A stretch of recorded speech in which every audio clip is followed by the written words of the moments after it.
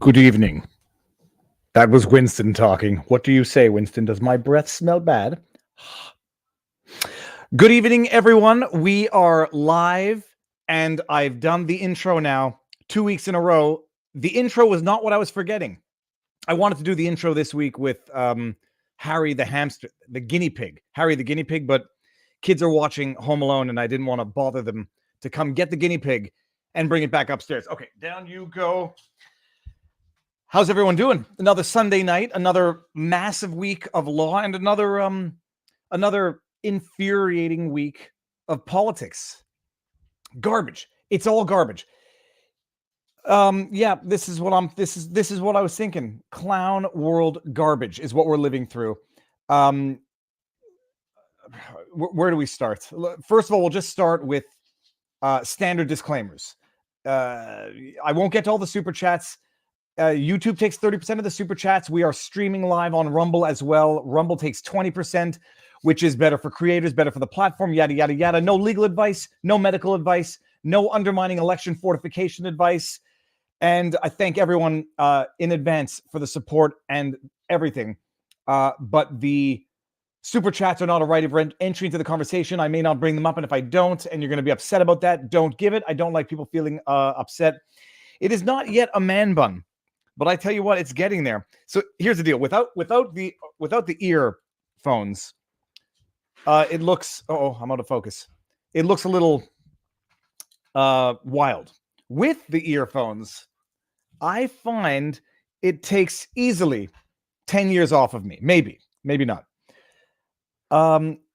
Marion loves it. My father does not love the hair, J.M. Barkovich, but I love it, and it makes. It's a funny thing. At one point in the last 5 years, I associated myself. I felt like skin fades. I liked the look. I liked the feel. Now, maybe it's a sign of losing it. I like this. I like this a lot more. I feel like a wild dog in the wilderness with hair like this. And speaking of wild dogs, first of all, is the volume good? The volume should be good, right?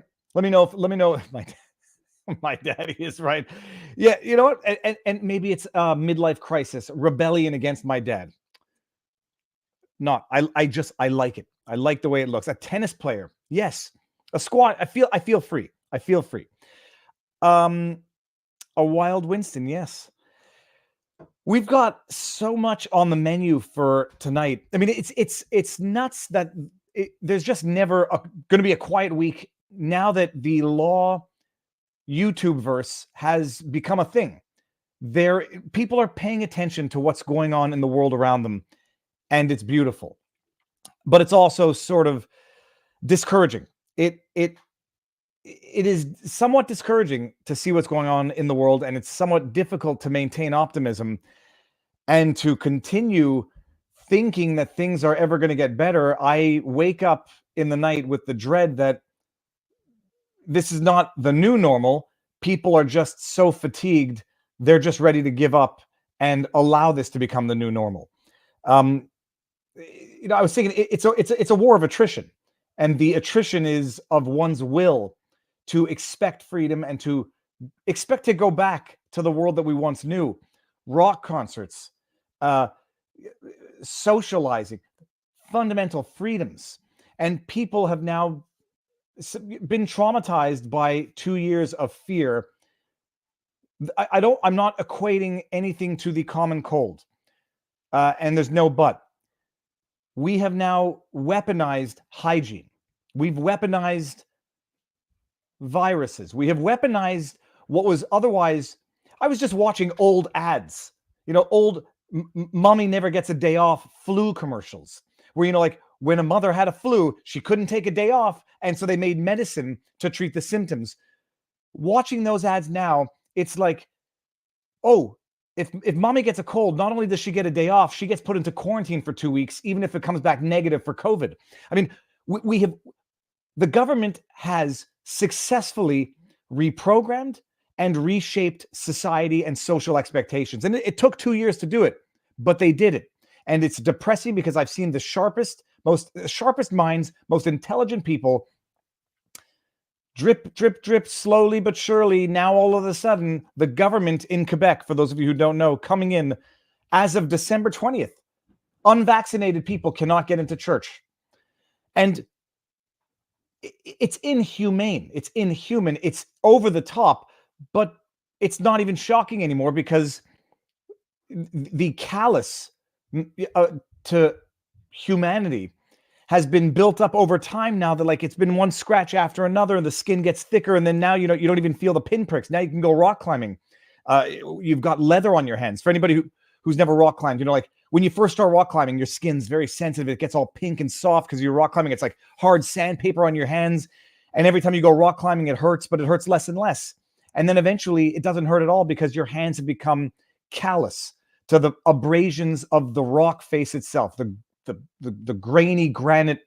Your hands have become callous to that. And that is what has happened to our souls, both in respect of our fundamental freedoms and what we would tolerate in terms of inhumane treatment of others. François Legault coming in on December 20th saying unvaccinated people can't get into church.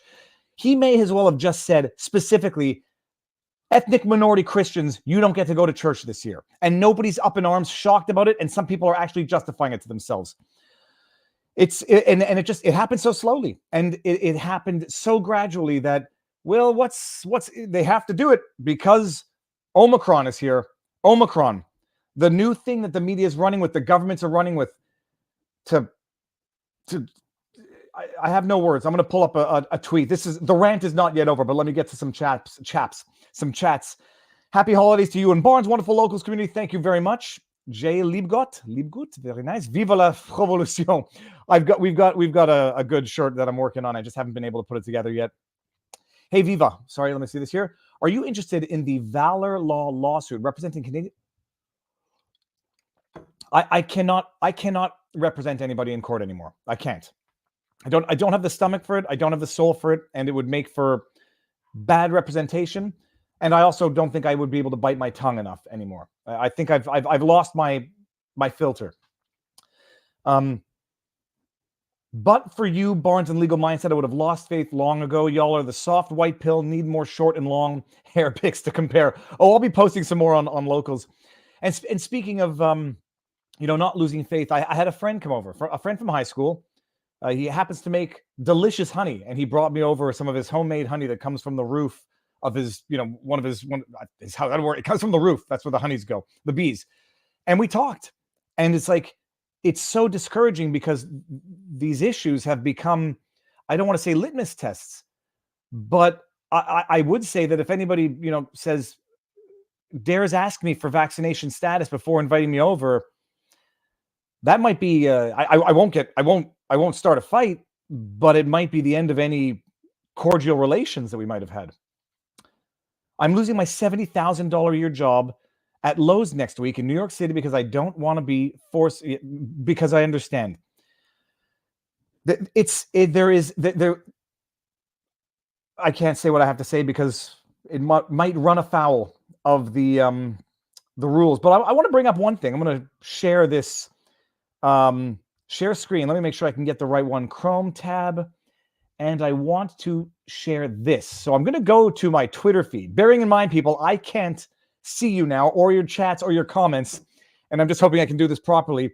One very interesting thing that happened today, 100,000 followers. I hate the word, but 100,000 fellow humans joining me on the Twitter verse, which is, I mean, it's not a number. What it is that when I'm screaming into the abyss, there are people who are hearing, and there may be even people who are echoing, or at the very least, connecting with what I'm saying. And that is why the number is important, and for no other reason.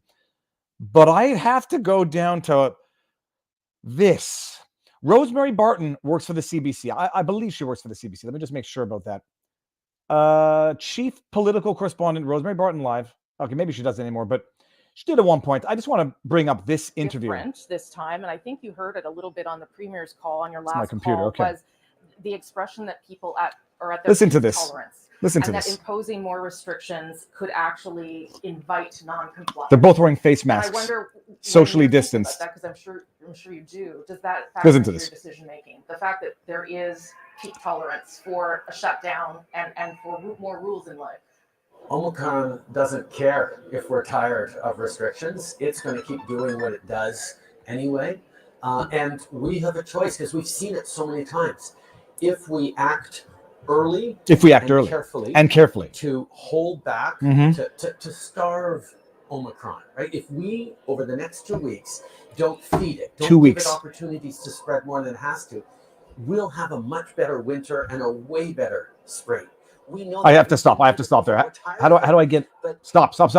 Canadians are now in. What's going on? No. Sorry, guys. I'll be back in a second when I figure this out. So who else just puked in their mouths a little bit? Just another 2 weeks. They treat us like we're idiots. They treat us like we're idiots with memories of goldfish. And the problem is, I don't know if too many people are, or if too many people have just entered into the realm of the gambler's loss paradox. I've lost so much. I've given up so much under the promise of freedom. I've given up everything. And if they just 2 more weeks, just another winter, 2 years into this nonsense, and this clown of a prime minister is saying, we know what works if we get it early. Everything this guy has done for the last 2 years has done nothing. And the deaths that occurred, we know where they occurred. And by the way, they occurred in long-term healthcare facilities because this dunce gave away our PPE when he knew the pandemic was coming in 2020. Gave away the PPE, donated, not all of it, but enough to China in the early stages. And now left them at the time to die. And they did. 70 to 80% of Canada's deaths are in long-term healthcare facilities. And now he's touting everything that we've done has worked when we have record numbers of this new variant, which seems to be by and large not lethal at all, which might be nature's vaccine. And this guy's coming out and saying record numbers, but what we've been doing has been working. Just another 2 weeks. Omicron doesn't care. But Omicron doesn't care if we starve Omicron. Yeah, you can starve Omicron, Trudeau, by starving Canadians. That's one way to do it. Okay, so that's my rant. I mean, it's enraging. There's no other word. It's enraging, and it's tough to continue smiling. It's tough to get up every day in this dystopian Groundhog Day where we're 2 years into this and we've got this guy saying 2 more weeks. Omicron doesn't care. Omicron, last I checked, I believe there was 1 fatality worldwide in the UK. Last I checked, maybe it's more now. And this guy wants to shut down the country again. And you got François Legault in the province because of Omicron telling unvaccinated Christians, tough noogies. And then you have other people saying, you can't compare this to 1930s Germany because you could still practice your religion. It's just that if you're unvaccinated, you can't do it in church. So go do it in your basement. Well, Mark Twain said history doesn't repeat, but it tends to rhyme. And it is true. Nothing in the future will ever be like that which was in the past, but it will certainly smell like it a little bit. And there are no 2 ducks that are identical, but when they look sufficiently the same, you can start calling them ducks. Alrighty. So on the menu for tonight, people, and by the way, sorry, I should be positive in all of this. I don't know what the solution is. The problem is in Canada, and I say this with respect and love for my Canadian brethren. In Canada, I have noticed that more people love the sense of protection and security, and Americans love the sense of freedom. And there's a lot of, this is not a hard and fast rule because there's a ton of people in the States who are really on board with all of this. You got that dude there posting his booster shot. I mean, you got everyone in this. You got your people in the States on board with all of these measures. They want more of them, and you have people in Canada who are fighting tooth and nail against them. But I don't know what the solution is, but it has to be a political one. But at some point, you cannot save people who do not want to save themselves. And then at that point, you just have to say, I'm going to save the people who want to save themselves. Oh, hails to the great Viva Fro, Nobile Barnes, Scout. Thank you very much. All right, now hold on. I'm going to try to get some super chats before Barnes gets in, and then we're going to go to the menu of the evening. Oh, I forgot to put slow mode on. I told you people. I knew I was forgetting something. Doesn't matter. Sent 16,000 pounds to China after China brought up the market of the PPE, bought up the market. We Canadians failed the history exam and are doomed to repeat it. He donated, and his excuse? It was going to go bad. It was expiring in a month or two, as if face masks expire, as if expired face masks are not still somehow better than no face masks. And I was getting calls. I mean, I've lived this now. I was getting calls from people who had family in health LTHCs, long-term healthcare. I was getting calls from the facilities saying, we have nothing. We want to sue. I want to sue for access to my family. At the time, they knew what was going on. 2 weeks to stop the Big O. There's an old saying in Tennessee and Texan. Fool me once, fool me. I won't get fooled again. I like that. I think old GW messed that one up a couple times. Fellow Montrealer here. Your streams are literally keeping me sane. Thank you so much. Mr. Toast. It used to be La Belle Province, and now it is under the torment of Supreme Leader François Legault. And it's unbelievable. And the okay. Learn from your southern brethren, slip across the border, collect broomsticks, and push back up against the oppressors. You know what the funny thing is? I studied the history of Quebec and Canada, and I did it twice because I failed it the first time in high school and had to do it in the summer. And I got the best grade in the class when I did it the second time in the summer, but I've forgotten a lot about it, and I should really go back and revisit it because Kierkegaard, life can only make sense backwards, but has to be lived forwards. Or life can only be understood backwards, but must be lived forwards. It's a beautiful expression. Jeffrey Chase says, can't be doing this every 4 to 8 years. We need to change as citizens first before changing our vote. Closely coming to a point of no return in regards to an actual separation, divorce, and not just division as we currently have. No, this is, someone was floating the argument as to why the unvaccinated should be denied or given, not be given. Let me see if something is happening here.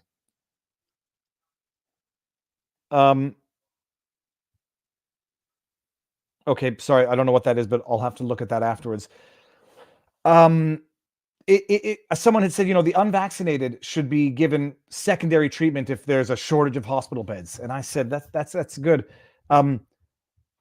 Where do you stop with that? Like, okay, well, an overweight person who's in the hospital because of their life decisions, someone who drinks too much, someone who smokes, treat them secondary if other people are in there for, if there's a shortage of beds, and say, well, that's not contagious.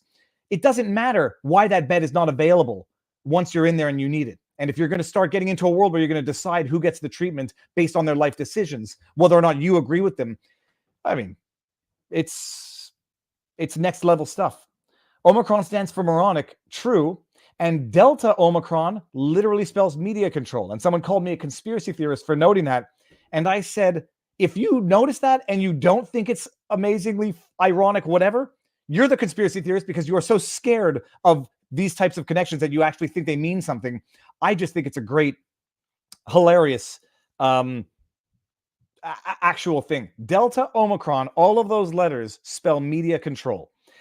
We've heard what you have to say about it, Viva, but what are you doing to do about it? The government doesn't fear citizens who only talk. So, G-Man, other than running for federal office, which I did, what do you want me to do? I mean, is this saying unless I start breaking windows, I'm not doing enough? Is this you holding me to your standards of what you think should be done? I'll do what I'll do. You do you. And I don't ever suggest anyone break the law, break windows, get violent, full stop. Because the second you do that, by the way, other than being immoral, in my humble opinion, it's also impractical because that's exactly what they're waiting for. So they can come in with the boots on the ground and use that what's the word I'm looking for? Lashing out as an excuse to say, these people don't even know that we're doing this for their own good. So I've run for office. I put out the word. I share exposure. I do what I can, but I know what I'm comfortable with doing, and I know where my limits are. So if that's not enough for you, I mean, maybe I'm being very defensive about this. Maybe you just meant this. What am I going to do? But yeah, that's what I've done. Other people might think it's not enough. More power to them if they want to do more. I see Barnes in the back. Let me just finish ranting. I actually think my blood pressure. My heartbeat is very, very healthy, but all right, let me see here. We got her. Dear loyal people, the color of the sky always has been. I don't know what that means, and I hope it doesn't mean anything that's not supposed to mean. Okay, so on the menu for tonight, people, Delane Maxwell trial, because I've got questions. Kim Potter trial, because I've got questions. Elizabeth Holmes, I'm not as interested in that, but we're going to talk about it. We're going to talk about Alec Baldwin. We're going to talk about FakeBook is what they need to be called now. The Facebook admitting that their fact checks are protected opinion and not actual facts. You can't make this poo-poo up if you tried, but you could, and no one would believe you. All right, I will take a deep breath. Barnes will come in, and Barnes will be... Robert, how are you doing? Good. Can you, everyone, tell me if the audio doesn't match up, and I'll fix it. But Robert, are you able to say anything to calm me down? No. That's a no. No boy. All right, Robert. So but, Merry Christmas to everybody out there. It's Christmas week. Yes, Merry Christmas. Merry Christmas and Happy Holidays to everybody. Robert and I are discussing what we do this Wednesday. We might reach out to the community and ask everyone to submit what they think are the best highlights of our interviews of the sidebars over the last year, and we'll do the top 10. If Robert's not available, I'll maybe just do the live stream on Wednesday and take questions, and go over the top 10 highlights of our interviews of the last year, because there's been some doozies. Robert, before we get started, book recommendation for the week and what's in your mouth?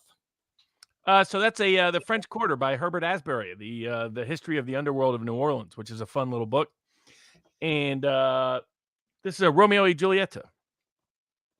Okay, very nice. When you smoke a cigar, do you you don't have to spit in between drags on the cigar, do you? What do you mean? Like physically spit, so you don't swallow the saliva that has gathered all the smoke and nicotine? No, I don't think so. Well, maybe I've not been smoking cigars properly. Okay, and they don't make you nauseous or dizzy?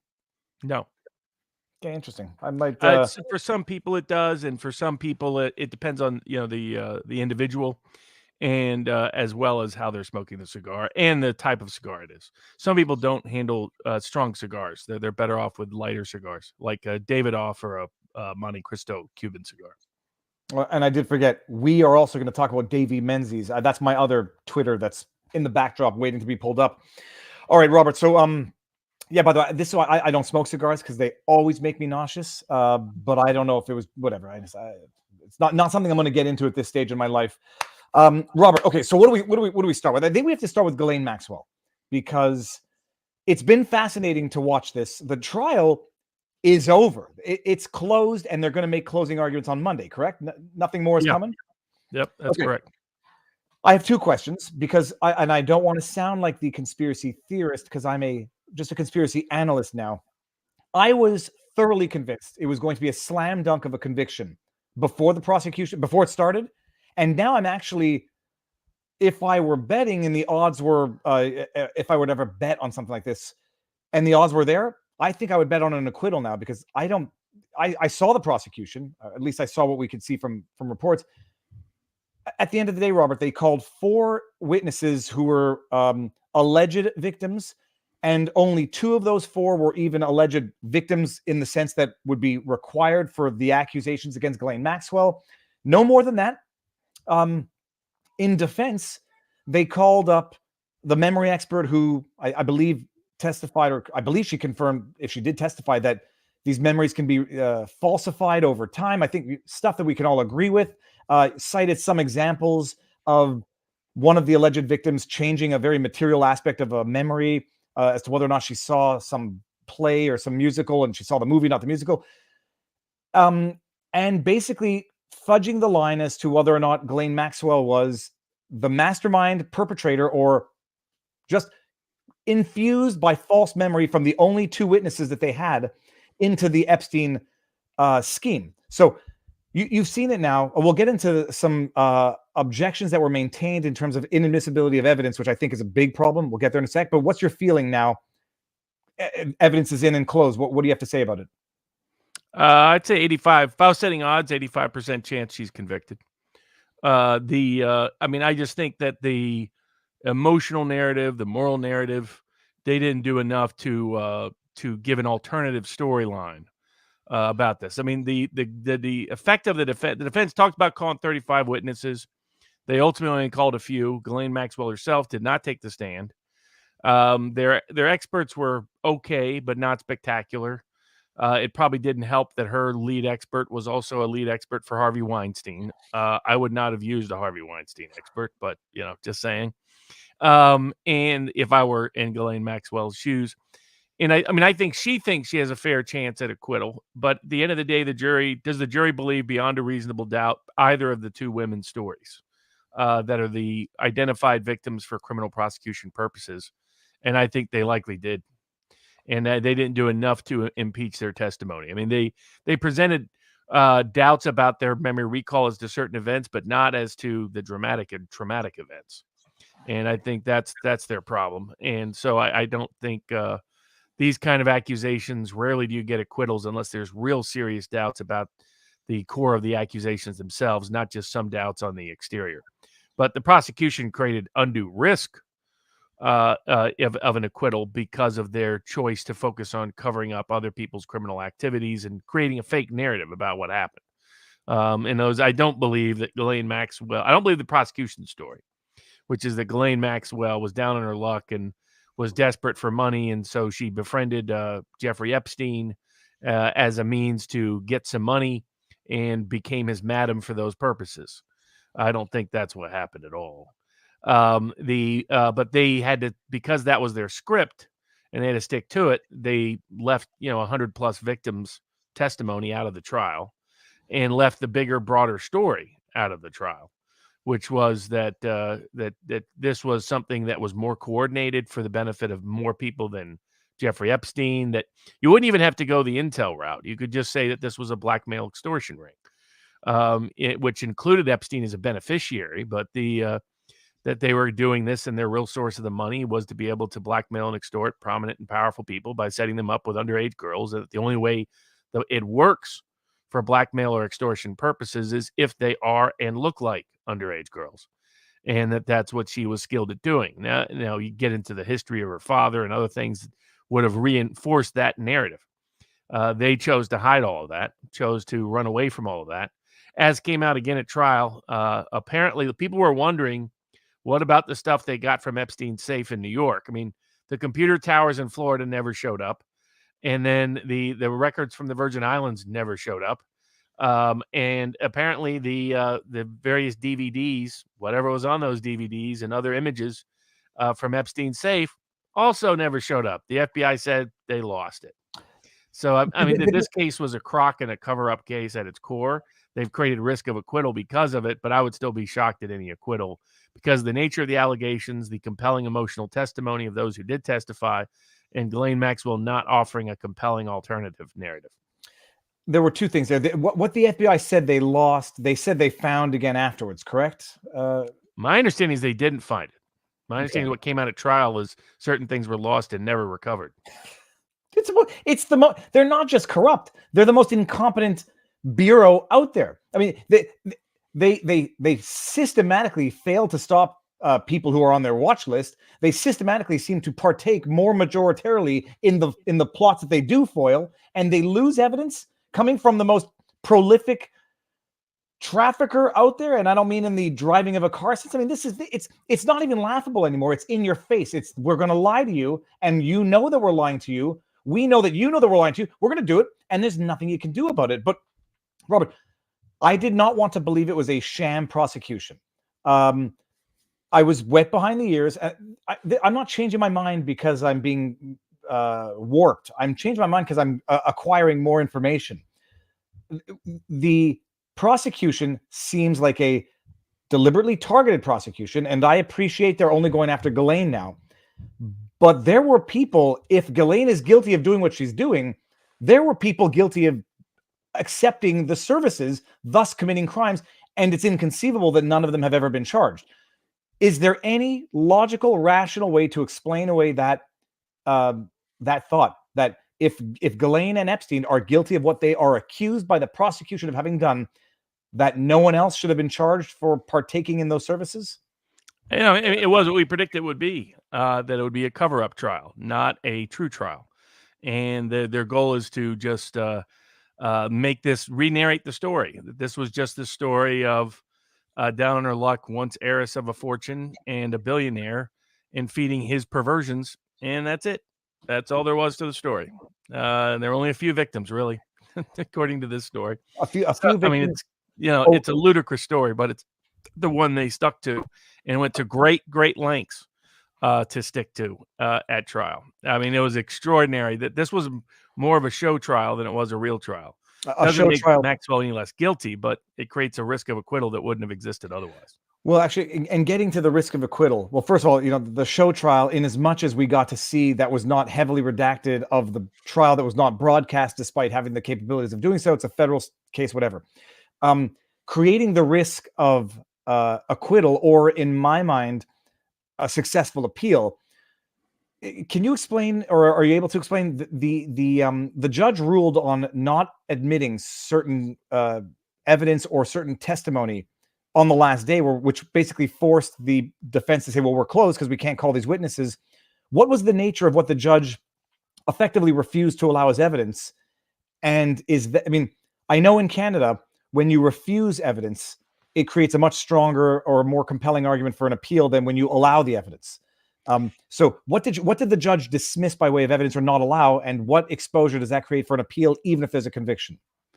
I don't think that, I mean, the evidence, they were planning on pursuing a theory of a lot of mistakes made by the prosecutors and investigators and previously investigating the case, is my understanding. That evidence is almost never allowed in. So you have to find really creative means to get that kind of evidence in, because it just doesn't relate, generally speaking, to the truth of the guilt of the defendant very often. So, unique circumstances, entrapment, usually the best way to get that in is to try to set up a credibility trap where the witness testifies, and that's how you get it in. But otherwise, that's very hard evidence to get in. I don't even know why exactly they thought they were going to be successful in getting it in. So I don't think it creates much robust appeal risk. And I haven't seen much robust appeal risk other than the plea issue. To what degree did the plea bar the case, the plea that Epstein cut before? Yeah. But so it's interesting because that was the issue. That allegedly one of the prosecutors had contacted, allegedly, or apparently it's papered, had contacted one of the civil attorneys for one of the alleged victims. Allegedly, I want to say, sound like the allegedly kid, asking her or suggesting she change her story. And so the argument is that this is prosecutorial misconduct, and they were not allowed to adduce this as evidence. And that's not usually allowed in for the jury trial. I mean, you can make a pre-trial motion to dismiss on those grounds, things like that, but that's not normally a trial issue. Okay. So interesting. And then they basically said, well, if we can't do that, we don't need a lot more witnesses, and we've got nothing further to add. Case closed, or case rested, and they're going to have closing arguments. I mean, yeah, it's just like you see this now. You see James, you knowing some of the names on that book, on that list, knowing who's there, knowing who's prosecuting, seeing it is a pinprick precise prosecution, no broader, and everything was done to keep it less broad. Yeah. I don't know how anybody can feel any different after having seen it and knowing the details now. But I mean, what's next? So we'll have closing arguments, presumably a conviction or a verdict within the week. I mean, we're going to have 3 massive cases go to the jury right before Christmas. In my experience, those juries don't want to come back after Christmas, so that that they will convict or quit, whichever way they go, but that they'll make their decision before Christmas Eve or by Christmas Eve. I just don't see it. So because the Potter trial, it goes to the jury this week, closing arguments as well. The Elizabeth Holmes Theranos trial, closing arguments wrapped this week, goes to the as I guess already gone to the jury effectively, but the jury will really start fully deliberating on Monday, is my understanding. So I think, if I was a defense, I wouldn't necessarily want that timing, but is what it is. So I think that I'm not Elizabeth Holmes. Delane Maxwell probably really needed to testify to have any shot, and the problem was she would not hold up well on a cross. Yeah, that would be one of the prime examples where the defendant testifying would probably be the worst thing ever. In Rittenhouse, we feared it would be the worst thing ever. He did well. This would not have worked out. And then in the Kim Potter trial, I think her testifying was necessary and effective. Yeah. There are certain cases where that's the case. And it's, in Rittenhouse, he didn't need to testify because of all the video testimony. He did anyway. Didn't turn out to cause him much harm. But in Maxwell's case, like Potter's case, like probably Holmes' case, they had to testify. In all likelihood, because there was no other way to tell their story but through that testimony. There was no video evidence to a certain degree. There was in Potter's case, but not enough to really humanize the situation. And it was from different angles. And that's where and in fact, there were certain testimonial aspects really could only come in if she testified. And so I think that Maxwell probably had to testify to have any shot at all, however remote it was. While usually you don't want your defendant to testify, in some cases it's the only option. And I think the fact she didn't testify pretty much dooms her. Okay, interesting. And I'm going to bring this one up here. These headphones have lost their the padding on the ear, so it's not all that comfortable, which is why I might just take them off. Viva, do you understand that the evidence against the various Johns has been privately leveraged against said Johns for their cooperation with future FBI CIA schemes? Robert, I don't venture out of my... Sorry, hold on. That's how that happens. The whole goal was to make sure that the case, it was not just that it was limited, but that it was a fake narrative. It would have been one point if they had limited to this, but still said that the reason was part of a blackmail extortion scheme. They stayed away from all of that. They wanted to say that this was just two perverted people, and one getting rich off of the other person's perversion. It's just not an accurate story of what happened, in my view. And it's they had to tell that story in order to avoid the alternative, which was to implicate third parties.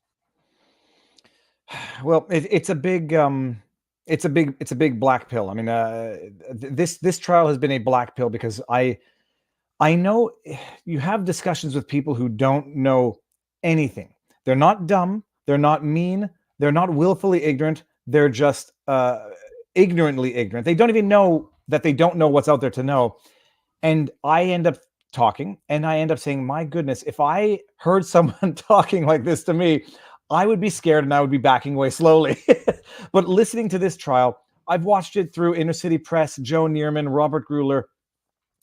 I know enough now to know that this is a big black pill of a trial because she may or may not get convicted. I was thoroughly convinced she was going to get convicted with no questions asked, but having seen the choices made by the prosecution, I can now reasonably envision how I would understand an acquittal because they really didn't do very much in this trial.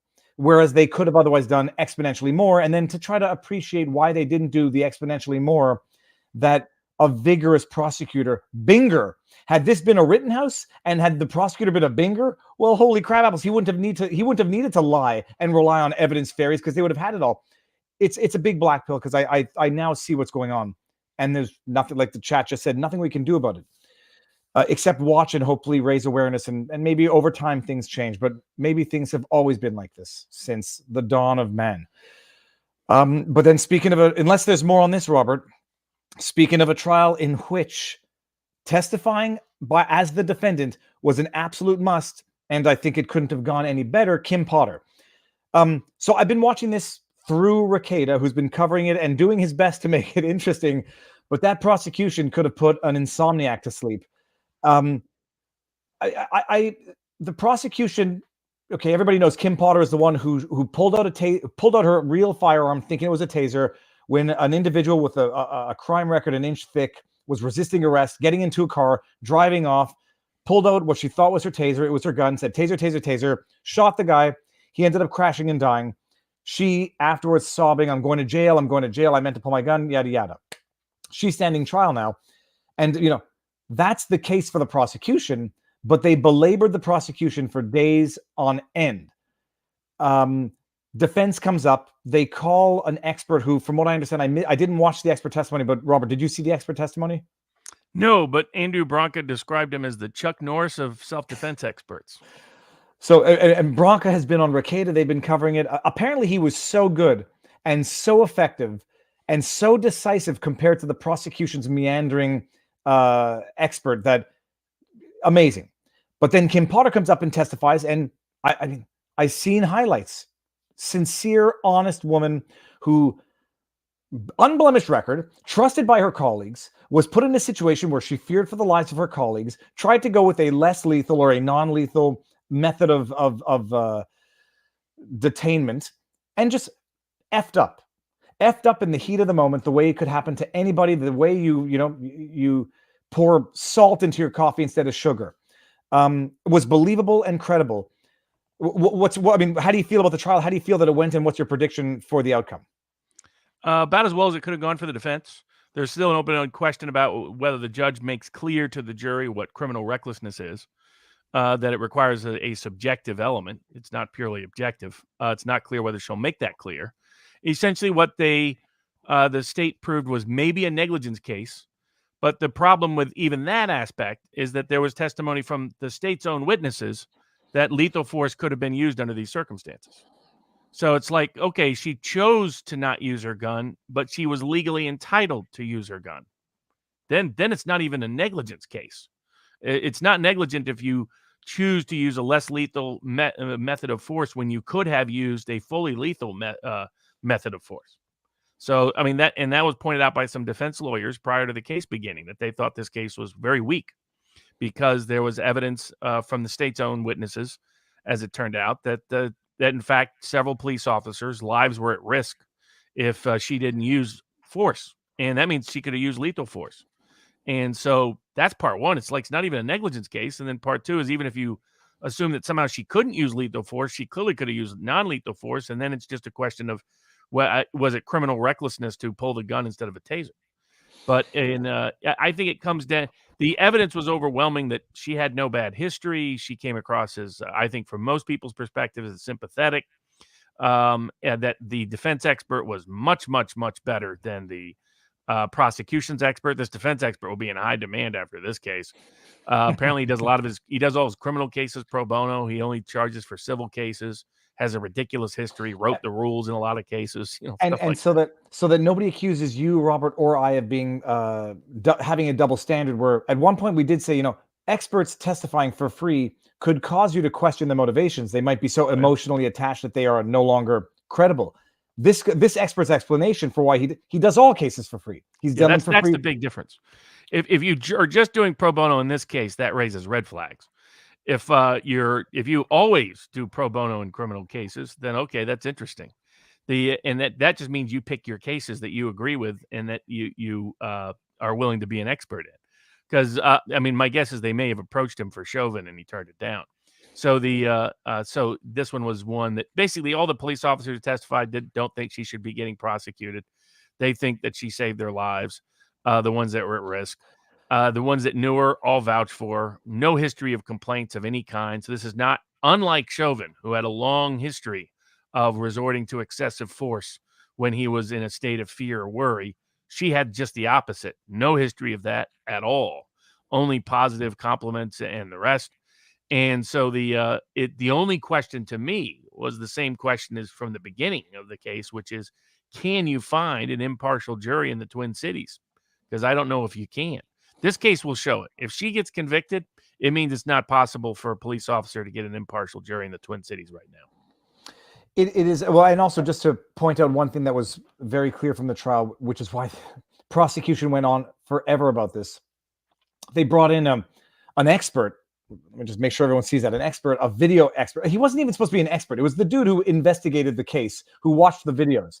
And they were asking this individual, where are the police officers positioned now in respect of the car? Because they wanted this guy who did nothing more than watch the videos to testify as to where the police officers were in respect of the car that Daunte Wright, with his criminal history, which was not admitted into evidence as far as I understood, I'll ask you about that in a second, they wanted to show that these cops were not in any immediate harm. As of when Daunte Wright was getting into his car, resisting arrest, and driving off with doors open, they're like, oh, your shoulders weren't in the car. They went on for a day with this. Your shoulders were not in the car. Can you see that from the video, Monsieur whomever? And they were trying to prove that in that it's the same Binger idiocy, like in that nano split second of a freeze frame of a video that you are looking at that you weren't there for, their shoulders weren't in the car, therefore they weren't at risk of getting dragged off. So even using the taser wouldn't have been. It lacked credibility as far as a proposition went, but they went on for it for so long. I think it turned everybody off with half a brain. Like you say, I mean, what went into jury selection? They had a very thorough jury selection in this case, right? Like 2 weeks. And they did, but I think in a case like this, you need to poll the jury pool in advance and see whether they're capable of being impartial. And to my knowledge, that was never done. And so that's why I think that it's not as bad as the Chauvin case in the sense of pretrial publicity and prejudice, but it's still the Twin Cities. And this happened during the middle of Chauvin deliberations, this incident.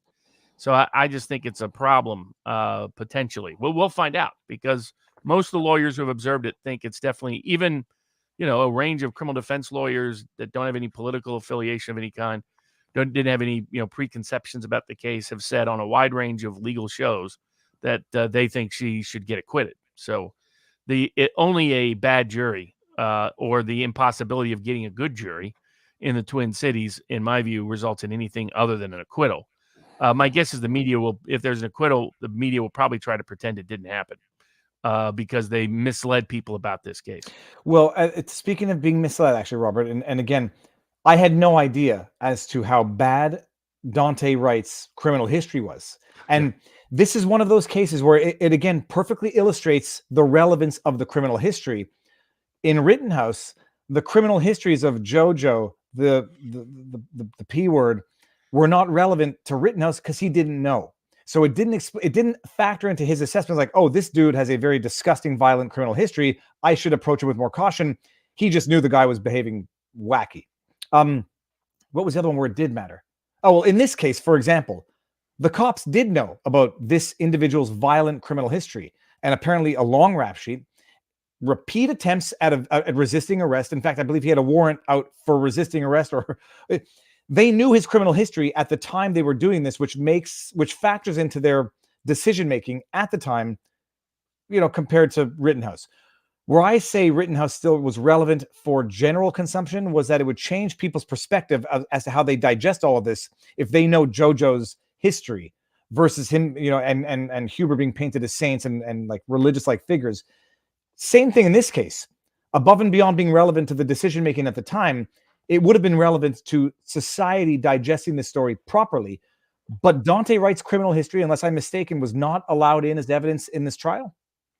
Not all of it, but sufficient part of it. In other words, the fact they had an outstanding warrant for gun issues did come in, and they all highlighted the nature of the stop, the location of the stop, and his proven history that they knew of. Just that aspect made him a very high-risk arrest and a high-risk individual. So that's why they were very tense in the whole thing and knew there were going to be major problems. And in truth, if the cop had been more aggressive in exercising force and physically arresting him, he's alive. The cop tried because they were exercising the least possible force, that things escalated the way they did, because that allowed him to escape.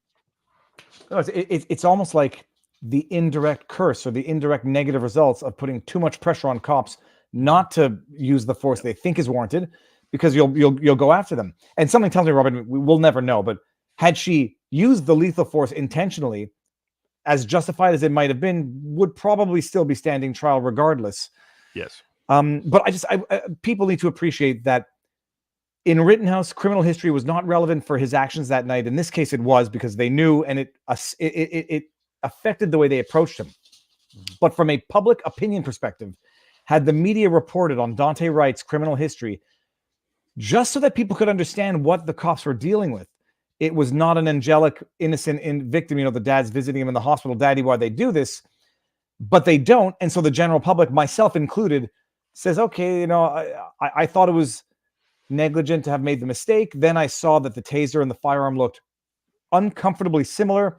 And then I get to know what the cops knew at the time, that this guy had a violent criminal history, which might explain why they reacted the way they did. But media doesn't report that, so people are misinformed or ill-informed.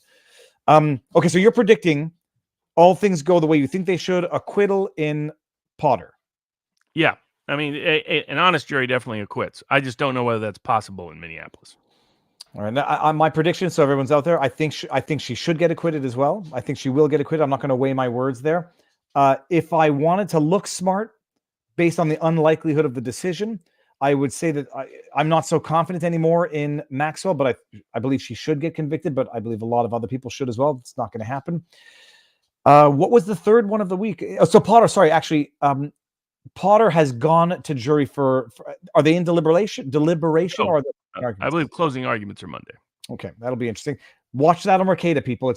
Mercada has been doing an amazing job making it as interesting and watchable as possible. And I pop in every now and again, but the last week of my life has been probably as it's going to be the same as the next 3 weeks of my life because whatever, Canada. Okay, Potter, Maxwell, third trial of the week. I have not been following it from a hole in the wall. Elizabeth Holmes, the Theranos fraudster who at one point wanted to plead criminal insanity, was not allowed. I haven't been following anything in that trial, Robert. Let the world know what's going on with it. So she's accused of conspiracy to defraud both investors and patients by saying that she had this revolutionary technology that could early identify disease. And in fact, she did not have such technology. The prosecution came up with a smart theory in closing, which was that she faced a choice, be a failure or fraud. She could either be a failure, admit she was a failure, or commit fraud to pretend she wasn't and convince people she wasn't. And she chose fraud rather than failure. That was important because the defense's key theme is that she was a true believer. She always believed in it. She was under stress because of this bad relationship and this abusive relationship she was in with another COO of the company.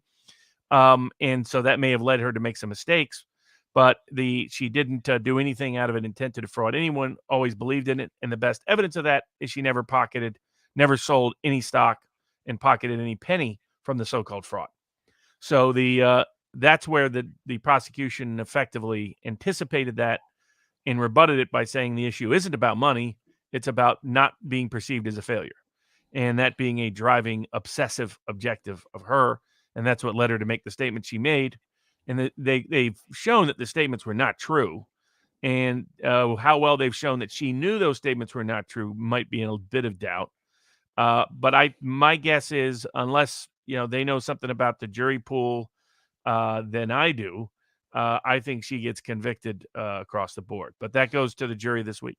Okay, I mean, she has to. I say my impression is that she has to. I don't know everything about the trial or even enough, but I know about Theranos. I know about the overt fraud and the tactics that she used in the beginning. First of all, Robert, 10,000 on the nose. Oh, I got it. Look at that. I got it. It's 10,000 on the nose. First of all, everyone, once we hit 10,000, make sure that you thumbs up this thingy. I don't play the drinking games, but if anybody knows what Monkey 47 is, I do have this bottle downstairs, which I could probably, sip from. But 10,000. Oh, we just dipped under 10,000 now. I jinxed it. She tried to raise criminal insanity, Robert. Now, for everyone out there, explain a psychopath can still be criminally responsible in the criminal sense, correct? I mean, can you elucidate the distinction between being a psychopath and being criminally not responsible? I mean, she's not alleging insanity as a defense or diminished capacity as a defense. She's just saying that she did not have the intent to defraud because of the stress that she was under by this abusive relationship. And so that's a different dynamic. It's basically a good faith defense. In the federal fraud charges, if you have a good faith belief that what you're doing is honest or true, then even if it turns out you're wrong, it's a complete defense to federal fraud charges. So her argument, so it's a good faith defense, which is very robust, often applied in both fraud and tax cases. In tax cases, it can be even broader. If you believe what you're doing is legal, even if you're wrong, it's a complete defense. Even if your belief is irrational or ridiculous, it's a defense. So she has a version of that. And the version of that is, look, here's these collateral issues that were impacting my statements at the time, but I was not trying to defraud anybody. I truly believed in it. I believe this would be the greatest solution ever. And I continue to believe in it all the way through. And the best evidence of that is I never sold a single stock. And if my goal was, if I really thought I was just scamming people and this was never going to work, why didn't I sell any stock? And the government's explanation is because you were more paranoid of fraud than you were driven by money. More paranoid of failure than you were driven by money. But what was her? I mean, I don't know what her salary was. She was taking a remuneration as CEO or whatever her position was. I mean, she still made some money. I just don't know what the scale of it was. But and I think there's still issues implicated. I mean, I don't think that's the problem. Is she needed to be able to show that the statements she made were true at the time, or she had a really strong basis to believe they were true. And that part I was not satisfied with. Though, again, this was a federal case, not broadcast. So all we get is secondhand versions of what took place. So we're kind of limited. But both closings appeared to be effective from the PR, from the media's interpretation of them. But I just think the prosecution's is stronger because the facts are on their side. And it was a very good theme. Federal prosecutors do a much, much better job than state prosecutors. If you've watched either the Chauvin case or the Potter case or the Rittenhouse case, federal prosecutors are at a whole different level. In Maxwell, they're plenty sophisticated and very good at what they're doing. They have a different objective than what I think the truth would lead to. But in Theranos, they did such a good job of, and she was on the stand 7 days. Gives you an idea for how federal fraud trials work. I think it was a 3-month long trial, something like that. It was a very long trial. No, that's unbelievable. I mean, there was a case in Canada called Castor Holdings, which went on for years, and they had one expert on the stand. I think it was 6 months. Someone can correct me. Might have even been longer. 6 months on the stand. The trial went on for years. I do want to bring this up because I don't want to be unfair, and I don't want anybody being angry at G-Man because I think it's important. I was not talking about violence, Viva. I mean protests, which I participated at and documented, lawsuits, which I will not be representing anyone in, although I might be a plaintiff one of these days. I was prepared to get arrested today. Today, I took the kids tobogganing, and I said, so help me God, if they ask me for a passport at a toboggan hill, I will object. And if I get arrested, I will get arrested. That was my line today. It might happen in the winter, people. Stay tuned. And so I don't want to be unfair with G-Man. Had a couple of drinks tonight, so I'm feeling rowdy. Don't worry. And I also have to be very careful, G-Man, that nobody out there thinks I'm suggesting, promoting, or passively tolerating anybody who is promoting violence, because I do not and will not ever. I will not become the monster that I am fighting. So, G-Man, thank you very much. And I didn't mean to put you on the spot there. And everyone who said I'm a glowy, sorry, I didn't see that. G-Man, we are good now. This is like Tim Pool and Rugged hugging after the outburst. Although I think I might have been Rugged Man and you might have been Tim Pool, but thank you very much. Robert, okay, so that is Holmes. And this might be a good segue. Robert, I'm going to split the screen again. And if I mess this up, forgive me, people. I know I have nothing embarrassing on my computer because I have nothing embarrassing on my computer, but I planned this out. Share screen. We've got to watch this. Twitter. Here we go. Share. We're going to watch this, people. I'm going to expand this. The backdrop is not my picture. I think this deserves to be flagged. I don't know who Dean Blundell is. He's got a blue check mark, so I'm already suspicious. But his tweet was, let 2 solid minutes of Rebel News resident punching bag David Menzies getting his ASS kicked by RCMP officers take you into the weekend. When I read this, I took this as being someone gloating in a reporter being physically assaulted by RCMP officers. If I'm wrong, Blundell, and it was a blunder, I apologize. If you meant this sarcastically, as in to draw attention to how egregiously over the top this assault is, I will publicly apologize to you. But if not, I think that deserves to be flagged, and I think you are actually actively promoting violence against reporters, which I think is a very, very serious thing. But for those of you who don't know, David Menzies got assaulted by Justin Trudeau's secret police. They're not so secret police. Check this out, guys. I don't like the music in the background, but get off me. Hey, I can. Hey, this is assault. I'm on a side. What is this? I'm on a sidewalk. I am on a sidewalk. What is this? You cannot touch me. No rushing order. Hey. Are you kidding? Are you kidding? Let's go. Are you kidding? Just remember that. I'm going to come back to that. What is this? You can't. Am I under arrest? Am I under arrest? Am I under arrest? Because otherwise you have no right. All right, we'll skip ahead. The music Give me your is name and your badge number. a bad choice. Okay, hold on. Give me your name and your badge number. Hold on. Come over here. Get your hands off. You have no right to put your hands on me on a public sidewalk. Am I under arrest? Am I under arrest? Why are you yelling? Why are you yelling? Let me just now bring it back. I hope I didn't just shut everyone down here. Robert, I'll you just still say, there? if I guess that's a Canadian version of a beating.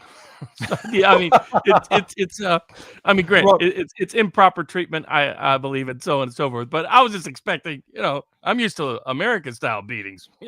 Well, Robert, no, the good thing is, well, I won't even give our cops a pass. Our cops, especially in Quebec, have a bad reputation for being a little trigger happy, a little bit too easy on the pepper spray triggers. Do they carry guns in Canada? Because I know, like in Britain, they don't, right? The cops carry. Oh, the cops carry guns, and they use them. And there's been a number of incidents where they've used them prematurely, to put it mildly.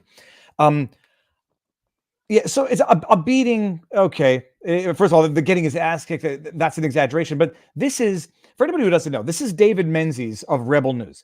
David Menzies and Rebel News, like them or hate them, love them or hate them, they're identifiable, they're recognizable. They're not like paparazzi, some dude jumping up in the prime minister's face who is unaccredited or unknown to everyone in media.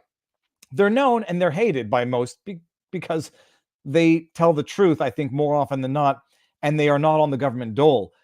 But it wasn't in that video, but Rebel News did a longer video where Menzies is walking and he makes a joke to these Secret Service guys about getting hit by the car. And I didn't know that he was talking about Trudeau's motorcade. I think he was. But he says to them, "Oh, you'd like it if I got hit by the car, LOL, joking, joking." And I think at one point he said, "I'm on the sidewalk," and they said, "Well, that's your opinion."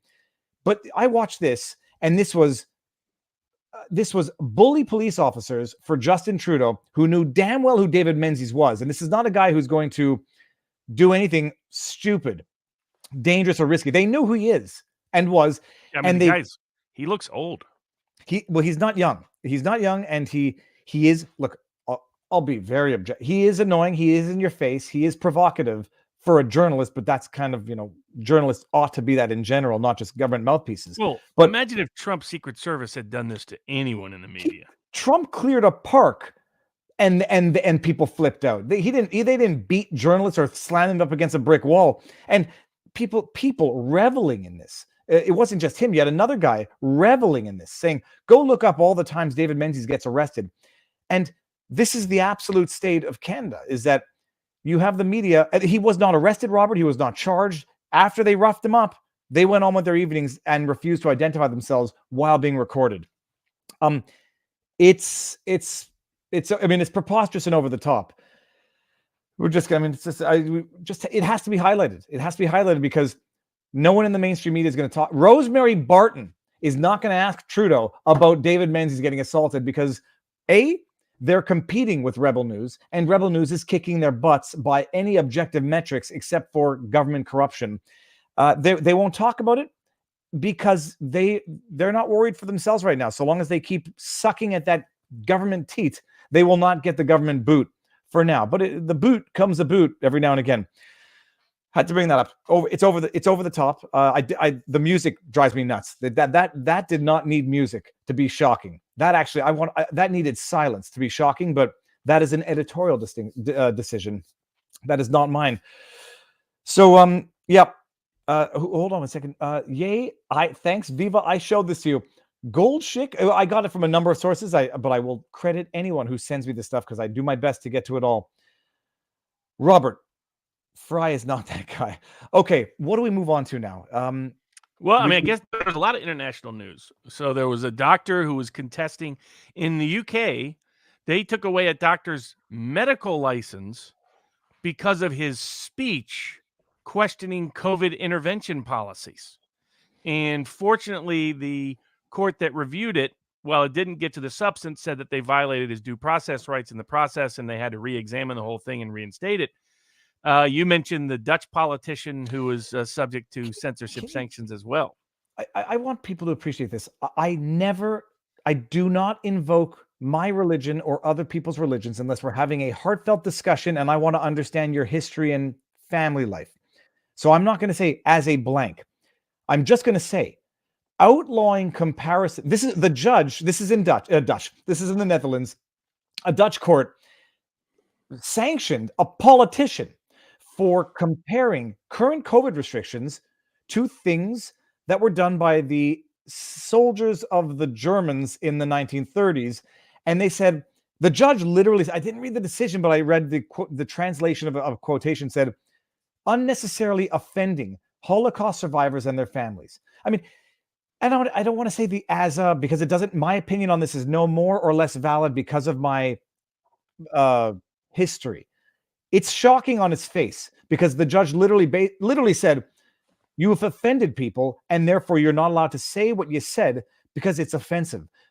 But I've got to say, I don't know the judge's intentions, and I don't want to read into them. I'm just going to hypothesize.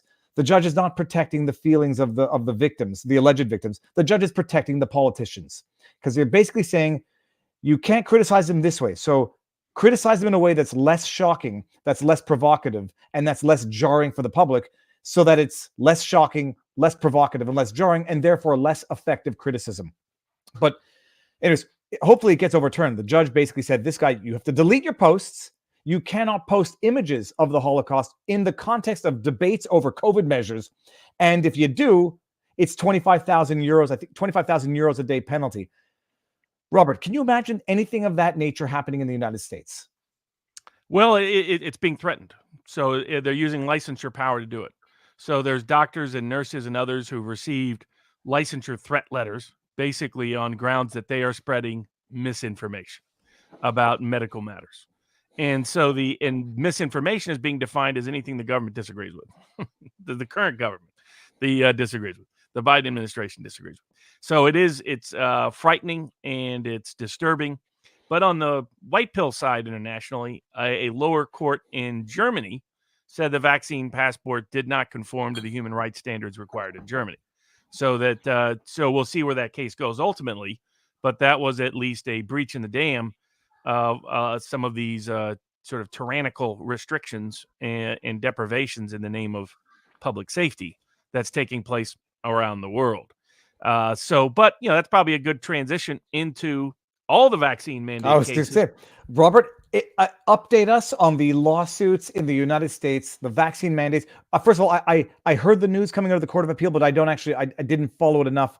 What's the latest of the Court of Appeals? What's being set up for the Supreme Court? So the OSHA mandate was initially stayed by a unanimous Fifth Circuit. The 11th Circuit, in a 2-1 split decision with Lagoa dissenting, said that they would affirm the OSHA mandate. Then it was ultimately assigned. The OSHA mandate was ultimately, that was the Medicare mandate. The 11th Circuit said they would affirm. Then the OSHA mandate went to just one circuit by a lottery, went to the 6th Circuit. The first decision was whether to take the case en banc. There are 16 judges in the 6th Circuit, and 5 voted to not take it up en banc and to let a panel of 3 judges take the case instead. 8 judges said, no, we should take it up now because it's clearly illegal what this is. The assumption was that the 3 judges who did not vote were on the panel. It turns out, so then the panel comes in and an Obama judge writes the opinion, a George W. Bush judge joins the opinion, and a Trump appointee dissents. The Obama judge says vaccine mandates are just fine in whatever form they come about, basically. And this has been pretty typical. I believe every Obama appointee has approved of vaccine mandates, no matter the context. There was a chief judge of the 11th Circuit, a Clinton appointee, who agreed with 2 other judges in the 11th Circuit that the OSHA mandate, the federal contractor mandate should stay enjoined pending further briefing. But the W appointees have kind of split on this. Trump appointees have been mostly good, but not all.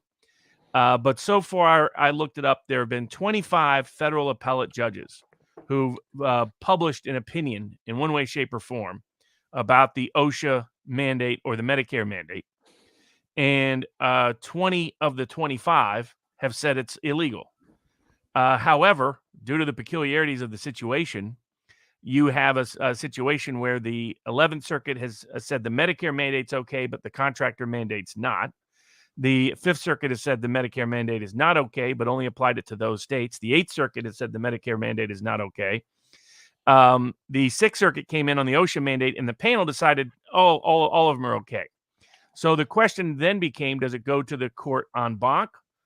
what it looked like there was now a 9th vote for saying the OSHA mandate was unconstitutional.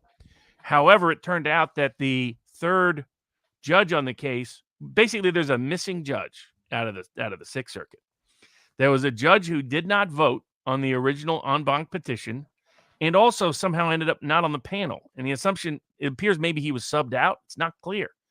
So it's very peculiar what has happened.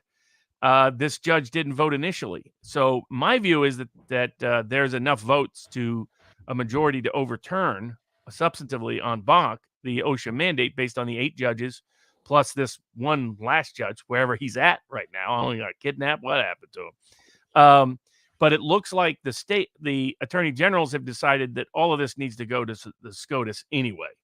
So they've decided to take it right up to the Supreme Court and see if the Supreme Court will get involved before they go back en banc, because maybe they don't need to go back en banc.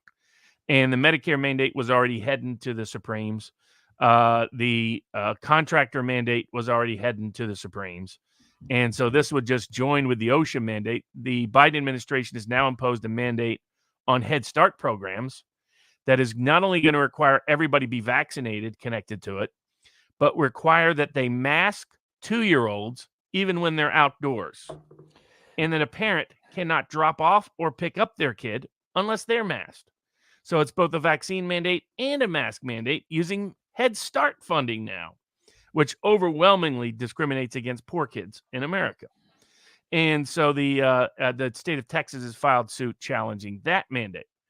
My guess is that given how much noise has developed, that the Supreme Court will be very hard-pressed to ignore this, like they've ignored the private mandates and the state-level mandates. There's already 3 justices that have voiced problems with the vaccine mandates in general.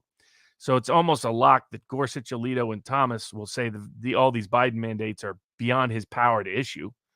If they had courage, they would say it's beyond the power of the federal government, period.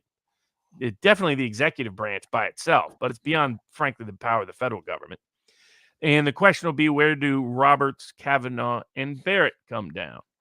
And so 2 of Trump's appointees are going to be key in this. Now, there's a unique issue with all of these Biden mandates for Roberts, which is that Roberts has long been a critic of the Interstate Commerce Clause. When he saved Obamacare, he did so by claiming it was a tax. He did so in part because he wanted a majority opinion signing off on limiting the effect of the Interstate Commerce Clause, which is what gives the federal government the power to mandate anything for a person. And unless it relates to interstate commerce, it isn't there. And the problem is this clearly doesn't relate to interstate commerce. Beyond the issues of non-delegation doctrine, excessive deference under Chevron, executive branch usurping legislative duties, misuse and misappropriation of the spending clause, the anti-commandeering clause, which the left used to go after Trump on sanctuary cities. So all of those are additional constitutional problems with what Biden is doing. And the administration is so crazy on this, so expansive, extensive, invasive. They're using everything somebody has said, saying you can't give the federal government this power because this is how they'll abuse it down the road. And media and academics wrote that off as conspiracy theories. We're now seeing in live time. So all of a sudden, the right to regulate workplace safety involved in interstate commerce means the right to mandate vaccines.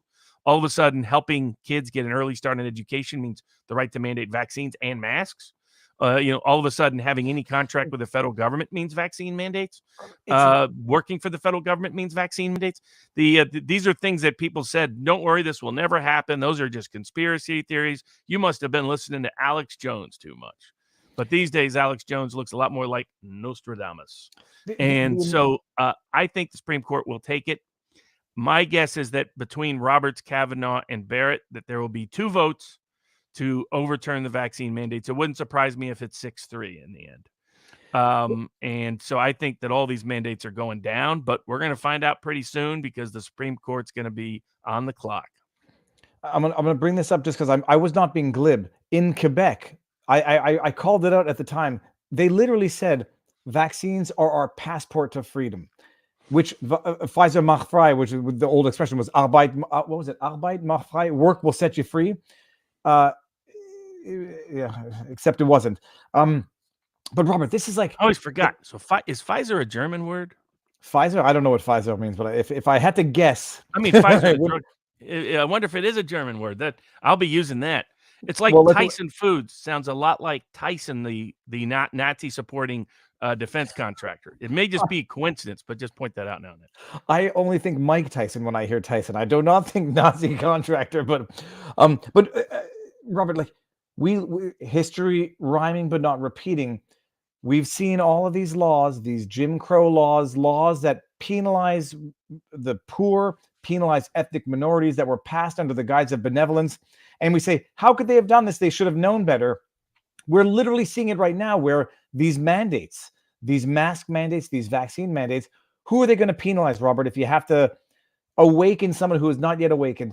Typically speaking, who is going to be most affected by these mandates, by the loss of employment and by the masking up? Overall, I mean, it's going to be working class people and ethnic minorities. It's who, and so so I mean, I think that there have been so many appellate judges weigh in opposing these mandates, at least at the Biden gubernatorial level, governor level, or presidential level, and the federal government level, that it's going to put a lot of pressure on Kavanaugh, Roberts, and Barrett to say that the federal government does not have this power. And the question is, what happens then? Because just the original stay of the OSHA mandate and then the Medicare mandate led to a bunch of big employers, including big hospital chains, including Boeing, suddenly say, we're not going to go through with this vaccine mandate after all. So I think that a lot of the vaccine mandate logic will fall if these various mandates fall through. Now, as of right now, the OSHA mandate is now back in force, but OSHA came out and said, don't worry, you don't have to comply until February. They're probably trying to buy time with the Supreme Court to wait on hearing that one. The Medicare mandate is currently enjoined in most of the country, but not all of it, because the Fifth Circuit said not to do a nationwide injunction, only do it to the applicable states. The Fifth Circuit and the Eighth Circuit have said no Medicare mandate in their states. 11th Circuit said it's fine in a 2-1 split decision that the state of Florida, I believe, is taking up en banc and may already be up at the U.S. Supreme Court as well. The federal contractor mandate's been stopped across the country. The 11th Circuit affirmed that in a decision that included a Clinton judge that said the government wouldn't suffer any irreparable injury from staying this until full appellate briefing takes place. And the federal employee mandate has not yet been enjoined, but is also up in the appellate food chain. Now, there's been some interesting actions on various governments. The school districts in LA were trying to impose a vaccine mandate on children, and their suit was brought, supported by Bobby Kennedy, and they folded because under California state law, that has to be a state action that has to meet certain restrictions, can't be done but the local government level, and so LA folded. I think it's LA that folded. One of the school districts already folded on that. Now, the San Diego case is now going up before the Supreme Court as well, the San Diego school district vaccine mandate.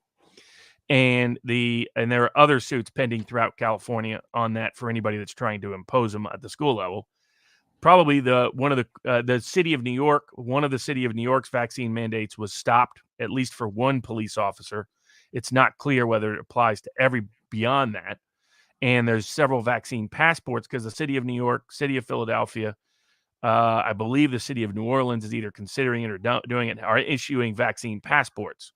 And those are being contested and fought out in the courts as well. But probably the craziest action of them all was the city of Beverly Hills imposed a vaccine mandate on anybody connected to health or safety work at all. Decided to deny a bunch of firemen their religious exemptions, put them under mass interrogations, and then came up with pretext to deny it. And it appears under their provision, you can go to jail for not going forward with the vaccine. That they've made it a misdemeanor crime in the city of Beverly Hills. That, too, of course, is now being fought out and contested in the courts.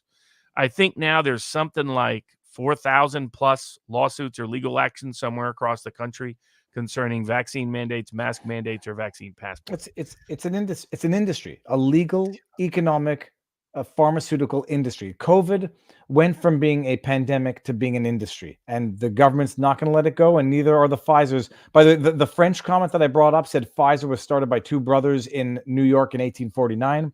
There was a wiki Maybe entry their there. name is originally German. I would Oh, no, just like definitely German. Good. So- Good. I'll be using that. Pfizer Malfoy. Speaking of which, Pfizer finally produced a little bit of documentation in the Freedom of Information Act request, and the FDA concerning Pfizer produced a little bit of documentation. But then they said they needed not 55 years, but 75 years to get through the rest of it. Robert, can you explain? I mean, first of all vaxes should be your option. Sting cool. You meet the definition of an anti-vaxxer these days. I say that tongue in cheek because it sort of goes without saying. And typically, can't even finish my sentence because that might get us in trouble. Although we've been demonetized, but I've requested manual review because thus far we've said nothing that could justify yellow light except for names of Delane Maxwell and the man who did not take his own life. But Robert, oh yeah, sorry. Explain that. I have yet to comprehend how that means. What does that mean? They need 75 years to release the data. Does that mean they don't have it yet, or they have so much of it they've got to siphon through it? I mean, usually they use trade secrets as their excuse. They try to buy time on, but here's the problem. This is the data they claim to have thoroughly and completely reviewed and affirming and authorizing these drugs in the first place. So I mean, it raises questions about what they really did and what they're really hiding and what they're really masking. Some of the excuses trade secrets, but that can't explain the scope and scale of what they're doing. And so I think it raises continuous questions about the lack of transparency, just like the lack of accountability is a continuous and consistent problem with these particular drugs and the mandates related thereto. Yeah, imagine they just empower them, immunize them, and give them endless government contracts. And then lo and behold, cover up for them. And then hide their documents, hide their information, hide their reports, hide the evidence. They're doing everything that shows a telltale sign of something and someone not to trust. So here we go. If you want to trust it, go ahead, have at it. Linda Welliker, which I think is also German, if I had to guess. Pfizer, established 1849, a multinational pharmaceutical company founded in the U.S. by German immigrants in the 19th century. Pfizer Animal Health, established 1956, a former division focused on veterinary pharmacology that was spun off in 2012. And I want to bring this one up because this is interesting. Pip Chat Noir, which is Pip the Black Cat, late here and a few minutes behind, getting a lot of press about Trump being taken to court in New York regarding fraud. When you have a moment, may you please discuss?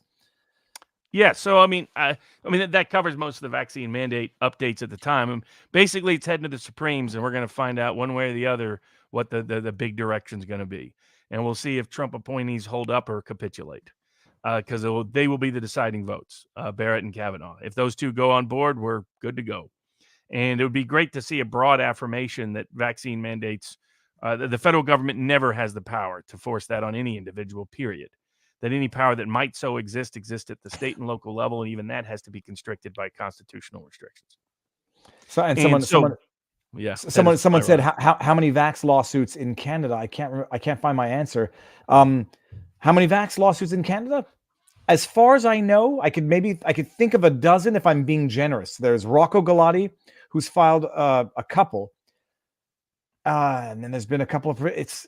We are a different society. We are deferential to authority, government authority, and we prefer the semblance of security over the risks of freedom. If I'm generalizing, sorry. Yeah, that's a good summary. Yeah. But yes, so New York City's been busy these days. So while busy covering up in the Delane Maxwell case with a straw man show trial rather than a real trial, covering up, Robert. They prosecuted. Covering up. It's an opinion. There's no better way to do it. The best prosecutions politically are actual cover-up trials where they're making sure that the true guilty parties and participants and true guilty modus operandi is hidden and buried in the public record. And that's what the Delane Maxwell trial has been a classic example of. But otherwise, when New York, is not busy passing new mandates on 2-year-olds and passports for 8-year-olds, the other thing it's been busy doing is trying to drum up some excuse to criminally prosecute and punish one Donald John Trump. I mean, I'm not. I'm following it just loosely. Just I have no interest in it because it's banana republic politics. This is do everything you can to criminally fabricate the January 6th events. I mean, not the events, but rather fabricate the narrative. Jan 6 occurred. It was what we all saw on TV. Who was responsible for it? Who was responsible for allowing it to happen? Who were any agent provocateurs in the crowd? Who gets prosecuted? Who doesn't? Who are the unindicted co-conspirators? But the fact that the media needs to turn that into the fact that they analogize it to 9/11 is offensive it should be offensive and shocking to anyone with half a brain and half a soul. They try to because they need it to be what it wasn't, so they can try to provoke what it wasn't. But I actually so they're going Well, after people. that was left, right, attempt center. number 1. Mostly has failed. So attempt number, well, really it's attempt number 237 probably. But the is that in New York, first they try to look at him for taxes. Apparently that went nowhere. So instead they're trying to come up with a bank fraud theory. And their bank fraud theory appears to be that Trump's notorious reputation for hyperbole somehow constitutes material misrepresentation of the value of his assets and bank applications. And that's their new angle. Now there'd be statute of limitations of problems right out of the gate that one could highlight. But the other is it's extremely unlikely that there's anything on there they can call a material misrepresentation of fact, because Trump did nothing like that without it being vetted, reviewed, validated by a long litany of accountants and lawyers. So it's mostly much ado over nothing. It's can we come up with some bogus charges to try to, in our politicized prosecution, in our politicized jurisdiction, in our politicized jury pool, that could possibly, railroad Trump to try to prevent him as punishment for him ever running and winning, and also as an attempt to deter him from being able to run and win again. And it will be seen as exactly that. And it would be, in my view, politically, it would backfire badly. That the same Justice Department that's busy covering up for Joe Biden and acting as his personal Stasi and going after Project Veritas for knowing about what, by the way, by the New York Times and other reporting, there's now no doubt that was an authentic Ashley Biden diary that raised serious questions that the media knew about the severe, dangerous misconduct, Delane Maxwell, Jeffrey Epstein kind of conduct between Joe Biden and his own daughter. Well, so and it has been published. I think it was called National Files. Like it was not ultimately the irony. It wasn't published by Project Veritas. It was public. I think it was called National Files. I know that Harmeet Dillon mentioned it. Did she mention it when we saw? Someone mentioned it where it was in fact published, not by Project Veritas. So it's out there if anybody wants to read it. I did not read it, nor will I, but I know the gist of what's in it. But very, very, very questionable stuff in there. And they go weaponizing Secret Service, weaponizing the president's own prosecutorial force, police force, yada yada. And they're going to try to keep going after Trump to punish. They went after his supporters on January 6th, whether or not they allowed that to happen so that they could do it, whether or not it was instigated so that it could happen, whether or not it was just a legitimate rowdy protest that got violent. They're still. It's over. And there's no way there's a materially false statement that impacted any bank on any of those applications. There's just not. It's just, and not at least without both in fraud cases in federal court or at the state level as well. You have a complete good faith and reliance defense. It's more robust in the tax context than it is anywhere else. But what that means is if you in good faith believe your statement is true, you can't go to jail for it. And it means if you relied upon competent professionals for what took place, you can't go to jail for it.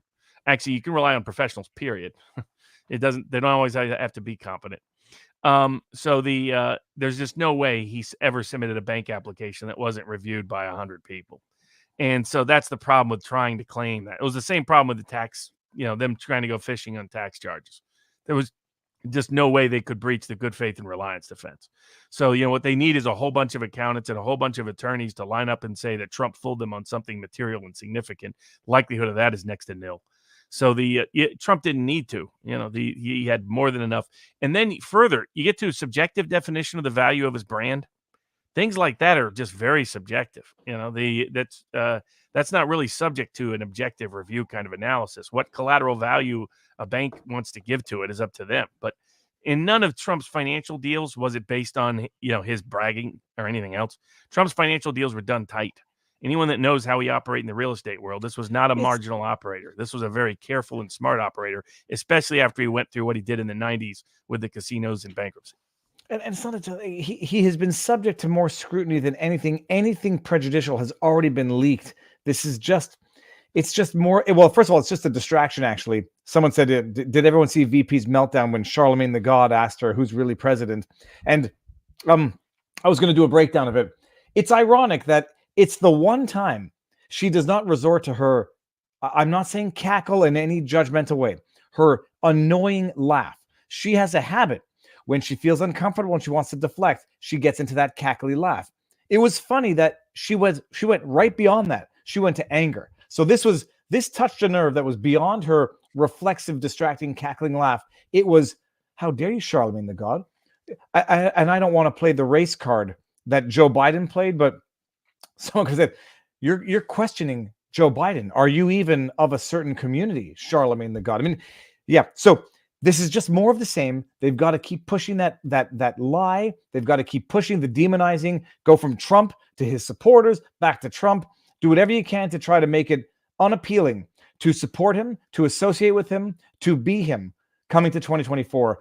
But whatever they've been doing has not been working, except what they did in 2020, which we can't talk about here.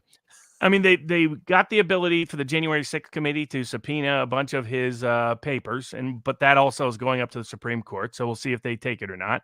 On top of that, the DC Circuit is so prejudiced on these matters that they cannot be impartial on January 6th related cases, or frankly on Trump related cases, as they were not impartial in the General Flynn case. And they said that Congress can go after Trump's tax records when he's no longer president. What's the excuse now? The official excuse originally was for legislation impacting their oversight duties concerning the existing president. He's no longer president. What's the excuse now to look at his tax records? And we know what they'll do with them. They'll do what Schiff did with some of the records he got from Mark Meadows, which is he'll actually doctor some of it and illicitly leak it in ways that create false impressions that are actually untrue. When they say lock people up, and I don't generally support locking up political adversaries even once you've defeated them, how Schiff is not in jail, it does not make sense to me, because Schiff is among the worst of the worst, if not the worst of the worst, in that he was making untruthful public statements, knowing that they could not be contradicted without the person contradicting them violating the law by disclosing that which they're not allowed to disclose. I don't understand how he's not just still in office, but not actually before a disciplinary judiciary committee or behind bars. But with that said, actually, so I want to bring this one up. Is it inconsistent to be anti-doxing and support the investigation of the Biden diary and laptop? I've been trying to square that circle to no avail. Here, nothing inconsistent in that. People become public figures, through circumstances beyond their own control, but because it becomes newsworthy items. This is not about doxing it. She abandoned the property. Legally, if you abandon property, like, people don't understand this. Anything you put in the trash, I can go up and look through it and pick it apart. Say, ooh, that's kind of interesting. Look at that. In fact, it's one of the most common investigative tactics at the governmental level and private investigative level. It's amazing. People, shredders are good. Shredders are a good thing. Just a little word to the wise. You wouldn't believe what people throw away in the trash. All kinds of interesting things. So but if you abandon property, and that's what Ashley Biden did, she abandoned something in a place that she was no longer at. That's no longer yours. I mean, that's legally, it's whoever obtains it. It's not like she was sitting in a bus station and she went up to get to the bathroom and somebody grabbed it or somebody stole it literally from her. All the evidence is from the New York Times story. This was not stolen. This was abandoned. And as such, there's just no basis at all for the federal investigation of Project Veritas. None. And you say abandoned, but this is your thought and not mine, so I'm not stealing your wisdom. Some might even suggest willfully relinquished so that people couldn't. Can you imagine? I mean, what's the likelihood that both kids keep leaving behind incriminating information about their father. Is that really a coincidence, or is well, that a call out for help? Someone said it's entirely plausible she's thinking about writing a book, so keeping a diary, yada, yada, yada. But can you imagine if this were a novel, if this were that frustrating moment in the movie where the victim of abuse wants to get it out there, but the powers of the abuser, like, hey, they come in and they suffocate the outreach. If she says, I want to leave this out there, I want people to know I need help, but then daddy's secret police come in and get it back, prosecute whoever did it, put it, do it. And she's like, oh my goodness, I can't even escape when I try to give them the means to allow me to escape. If it were a book, I could read it that way. Not my idea. It's yours, Robert. So I can't steal that genius, but it's quite insightful. Speaking of the go for it. January 6th committee, technically the way the law works is courts don't allow you to sue if Congress sends you a subpoena for your information and records. You have to assert the fifth or object to the proceedings or make them bring a contempt proceeding against you like Steve Bannon did and contest it that way. There is an exception to that. If they subpoena a third party for your records, that third party has no interest and incentive in going through a contempt proceeding. So in that context, the Supreme Court has said you can file an action in court to stop that. The January 6th committee is now facing lawsuits all over the place. I don't know why everybody's suing the District of Columbia. You could sue elsewhere, as some smart people did in New Jersey, because technically this is actually trying to stop Verizon from giving it to Congress, not stopping the committee itself. And that allows a broader range of venues, and people should think about that rather than being stuck in D.C., particularly given the biases and prejudices of the D.C. Circuit Court of Appeals. But there are multiple actions pending in D.C., John Eastman, Ali Alexander, some others, and there's a bunch of people that filed suit in New Jersey, where Verizon is located, because the January 6th committee is just going to completely off the rails. The January 6th committee is now subpoenaing people's phone records for phone records of reporters, investigators, vendors, people who are just there just vending. But Robert, Liz Cheney, a Republican, is on the committee, so it can't possibly be. It's a bipartisan committee. That's Darth Vader's daughter. So no surprise that where she's heading, and not the Princess Leia kind. So the whole. They're going to face they're going so far so fast that they're creating the best arguments for courts to get involved, because one, they don't have in my view, a legislative purpose. This isn't why are you're subpoenaing a photojournalist telephone logs that don't even relate to January 6th for 3 months prior to January 6th that don't even concern when she wasn't even connected to anybody connected to January 6th for a legislative purpose. What's the legislative purpose? I mean, they're doing the same to vendors who actually, cooperated and provided all information that was actually relevant to January 6th. They want to know, and as was well described in one of these subpoena challenges, they're trying to build out a map of all of their opponents' connections, all of their opponents. So that's part one, that they want a map of everybody that they think is a problem for them. And the second thing they're doing is looking for a massing fishing expedition, hoping something comes up they can use as potential blackmail effectively against people. And that includes, again, even photojournalists and vendors, not just and attorneys for attorney-client privilege communication, like John Eastman, the president's attorney. And they're asking for things that are clearly, so first, they didn't have a proper legislative purpose in the first part, but they have to show a nexus between the subpoena and the legislative purpose. They can't show that. Secondly, the very operating committee, the very operating bill that allows this committee to be formed, required that they appoint people with the consultation of the minority leader and have a ranking minority member to review any subpoena before it goes out. They never consulted with them. They don't have a ranking minority member. So it doesn't even conform to the limits that Congress itself imposed on it in creating it. So that's the second major problem with these institutional problems with these subpoenas. And then the third, of course, is just on their face.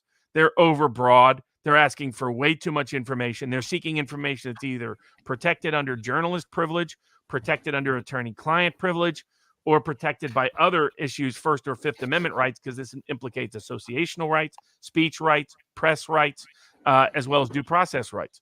So there's going to be very robust challenges that have already been filed, and the courts are going to, if the courts have are going to discipline this Congress at all, they need to step in, because these are, I mean, some of these, again, are left-wing journalists who are being subpoenaed, who are saying this is insane, saying that you're asking for my personal text from 3 months ago. Oh, You're asking for every contact I ever had. Robert, they should be thankful they're not busting down their door at 6 a.m. like they did with James O'Keefe and then seizing their cell phones. And by the way, whoever said I'm distracted, I am always distracted, but never distracted. No, I sent an email because someone made a comment in the chat, and I want to see if everything's okay with someone.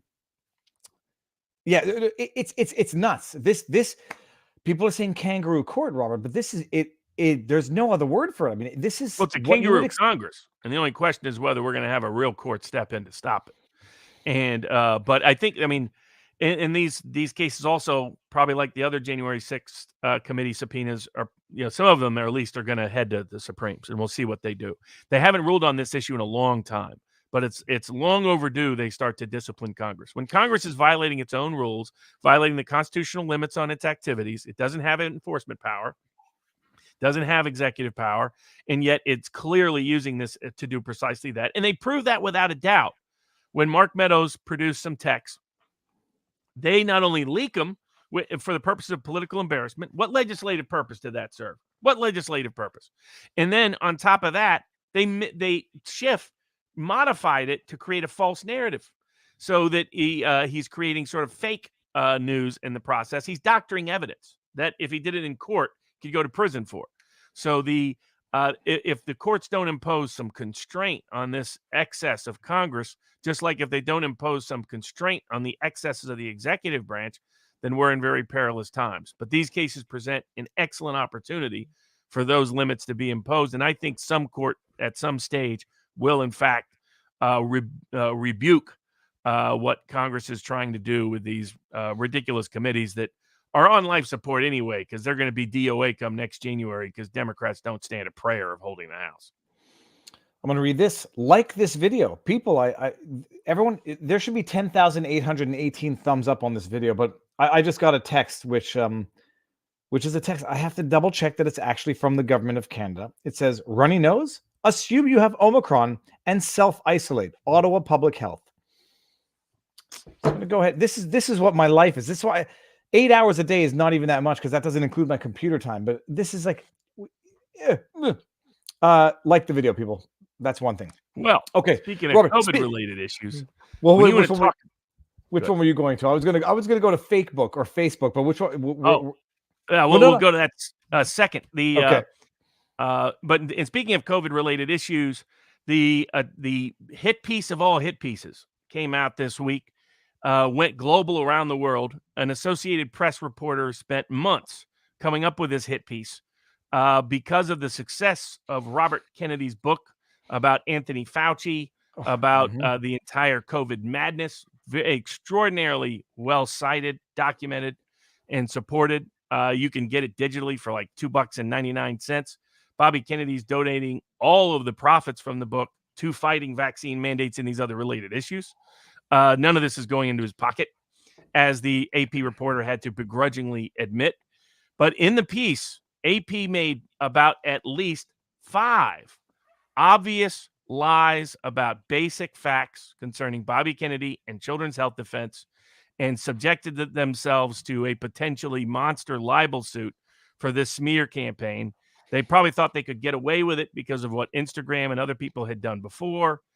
Because Kennedy had been reluctant to bring suit on these cases, for a range of reasons. A lot of people don't like, if you're a public figure, it's often a waste of time to try to get involved in the courts. But this was such egregious lies. And to give just one illustration, the AP report said that Children's Health Defense and Bobby Kennedy had falsely stated that the biologic licensed, fully approved COVID vaccine was not available in the United States back in August. It's still not available in the United States. That was not only was that not a lie, that was the absolute truth that courts have repeatedly confirmed. We brought suit related to it, and the court admitted it was true. There is no biologic licensed, FDA approved COVID-19 vaccine available in the United States, as Pfizer itself has repeatedly stated. There is just the emergency use authorized ones available. And they sat there and lied. And this story went around the world. They libeled Bobby Kennedy and Children's Health Defense across the entire globe. And I think that they may find themselves mistaken in assuming there will be no blowback. The reporter can be sued individually. She lives in Rhode Island. She might want to be checking their insurance policies at the moment. And the Associated Press can be sued. And it's very uniquely strong legal claims because they couldn't help themselves. They couldn't smear by, the smart ones smear by innuendo, by carefully structured statements that they can label, opinion down the road. These made a certain specific factual claims repeatedly that are obviously and clearly false just because they can't handle Bobby Kennedy being a leader against vaccine mandates. It drives them nuts that the famous son, the famous scion of the most famous pro-civil liberties political family in American history is saying vaccine mandates are a threat to American democracy and democracy around the world. And I want everyone out there to appreciate that Robert is writing poetry in real time. The way he framed that discussion links us perfectly into the next discussion, which is framing what is a matter of fact as a matter of opinion, or a matter of opinion as a matter of fact, which brings us into the FakeBook Facebook fact-checking lawsuit, which was, Robert, I love it. And I saw it happening in real time. John Stossel, the reporter, ABC, I think people started hating him when he went on Fox News. Maybe they hated him before. Someone in our locals community said that they didn't like Stossel because back in the 80s or the 90s, he called pro wrestling fake, and then a wrestler slapped him on the face and said, "Is that fake?" And then he sued them for assault. And I said, locals community, what you just described, it sounds like assault to me. And if someone did that to me, I might, I don't blame him, but I will also forgive him for any indiscretions that are 30 years old. But Stossel sued Facebook because they, using their third-party fact checkers. I'm not even sure if I did that on purpose anymore. They called two of his stories factually incorrect, misleading, or missing context. They had to do with the forest fires in California. They said it was factually incorrect, missing context, yada, yada, labeled it. He sued them for defamation, including their third-party fact checker. Facebook filed, it was a motion to dismiss for failure to state a claim and under anti-SLAPP legislation in whatever state it was. California. And they said, our fact checkers, in addition to all the other arguments, they are, when they say missing context or fact check fault, whatever, it's protected opinion and therefore cannot be defamatory. And Robert, not that I'm ahead of the curve. I'm only ahead of the curve because I'm following your taillights. You said, we discussed this a while back. It's like, okay, are fact checks matter of fact, or are they just actually statements of opinion and an argument on the internet, which itself wouldn't be a problem, except they use them to sanction, penalize, deplatform, and sometimes even worse, by labeling them as fact check false. So they fact check Stossel. They say false, missing context, yada, yada.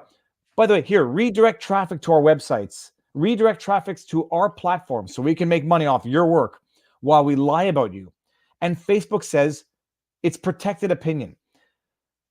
So there's the law and there's the business. So your opinion in law, in their chances of success, and the consequences in business of what they've just done, and business model. Go. So this goes back to our Candace Owens case, where a Delaware trial court bought that excuse and said that labeling something hoax has no factual inference whatsoever, that labeling something misinformation has no factual inference whatsoever, that calling something a fact check doesn't actually concern any facts, and isn't itself a fact.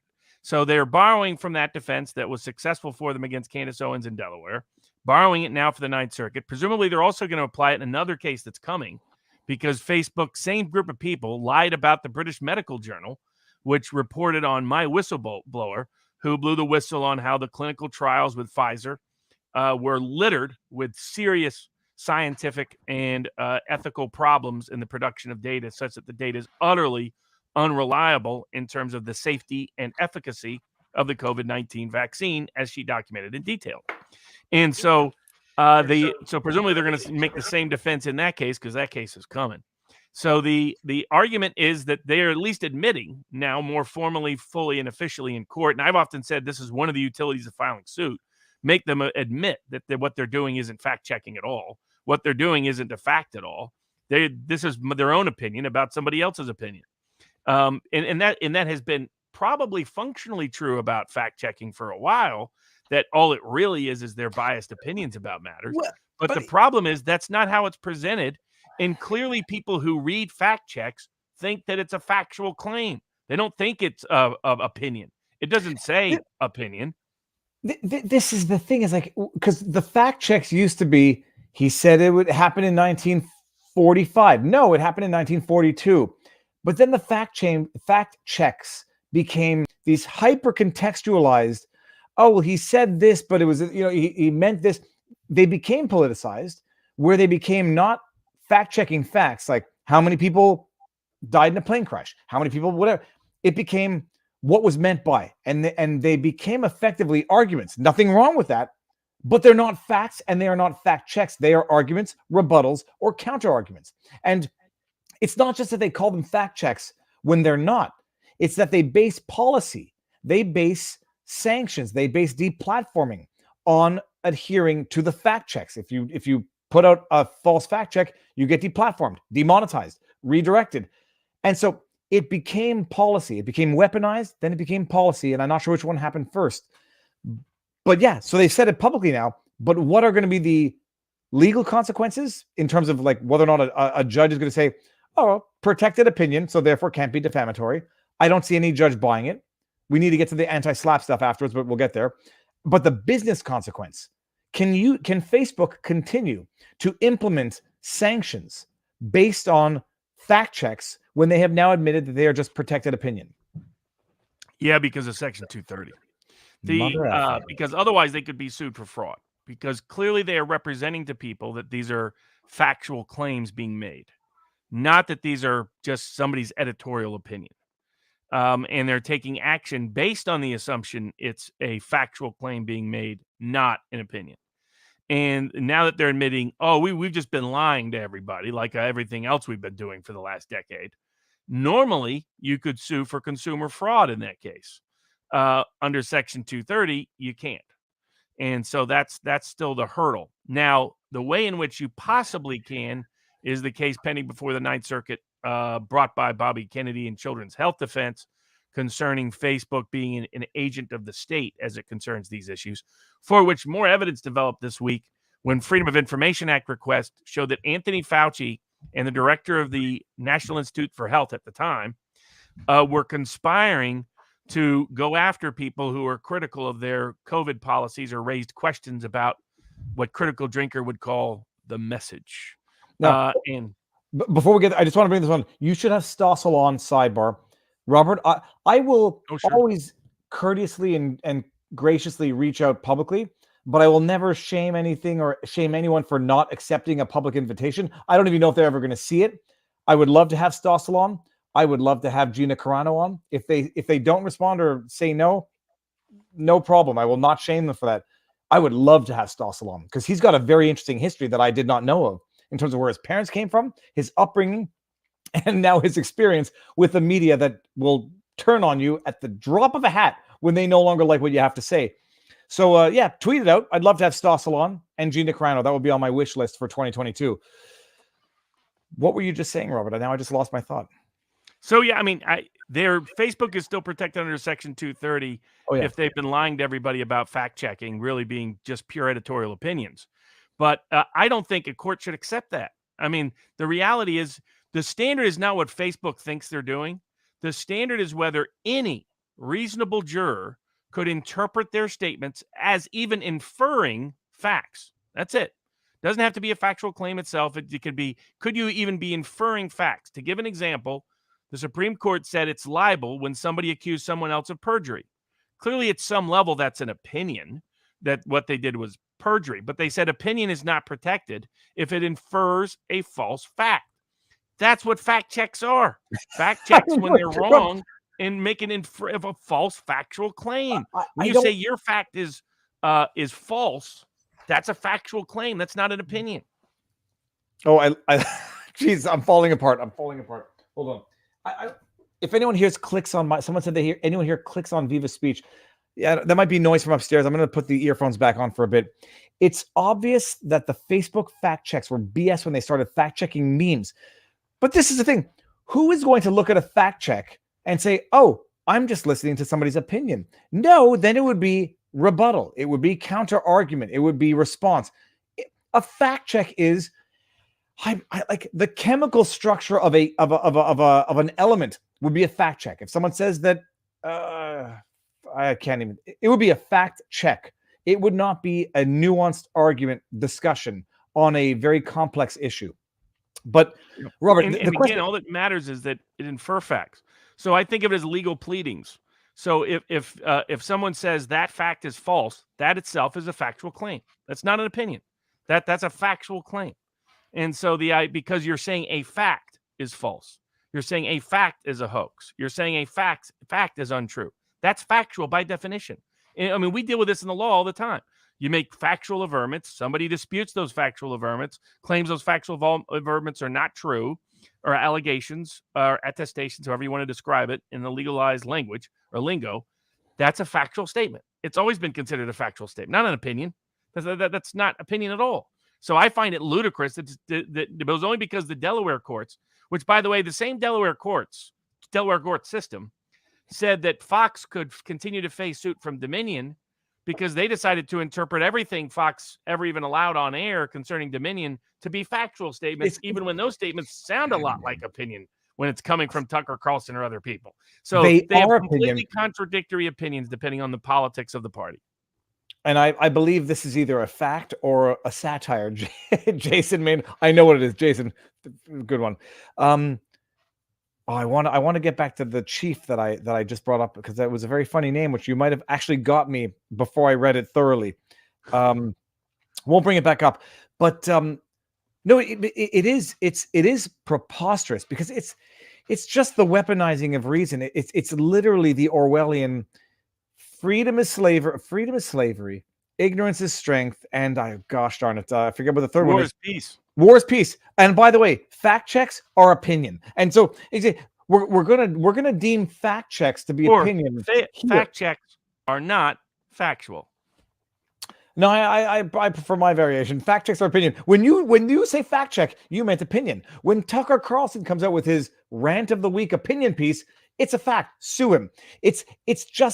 It's weaponizing language, but I guess it's always been this way. Orwell didn't make up the future; he was just recounting the past in the variation that existed. The Biden administration is trying to convince people that their Head Start mandate is a performance standard. Okay, to give an example, the lunacy of language, the way they're stretching language to impossible places. That the federal contractor mandate is just supposed to be a procurement enhancement policy. I mean, this is ludicrous. And if the courts don't stop this ludicrous components, they'll start to discredit themselves as an institution. But Robert, here's the thing. That's what I've been, and I don't want to black pill people. That's what I have been drawing white pill enthusiasm from what you've been saying for a while. Yes, they will discredit themselves.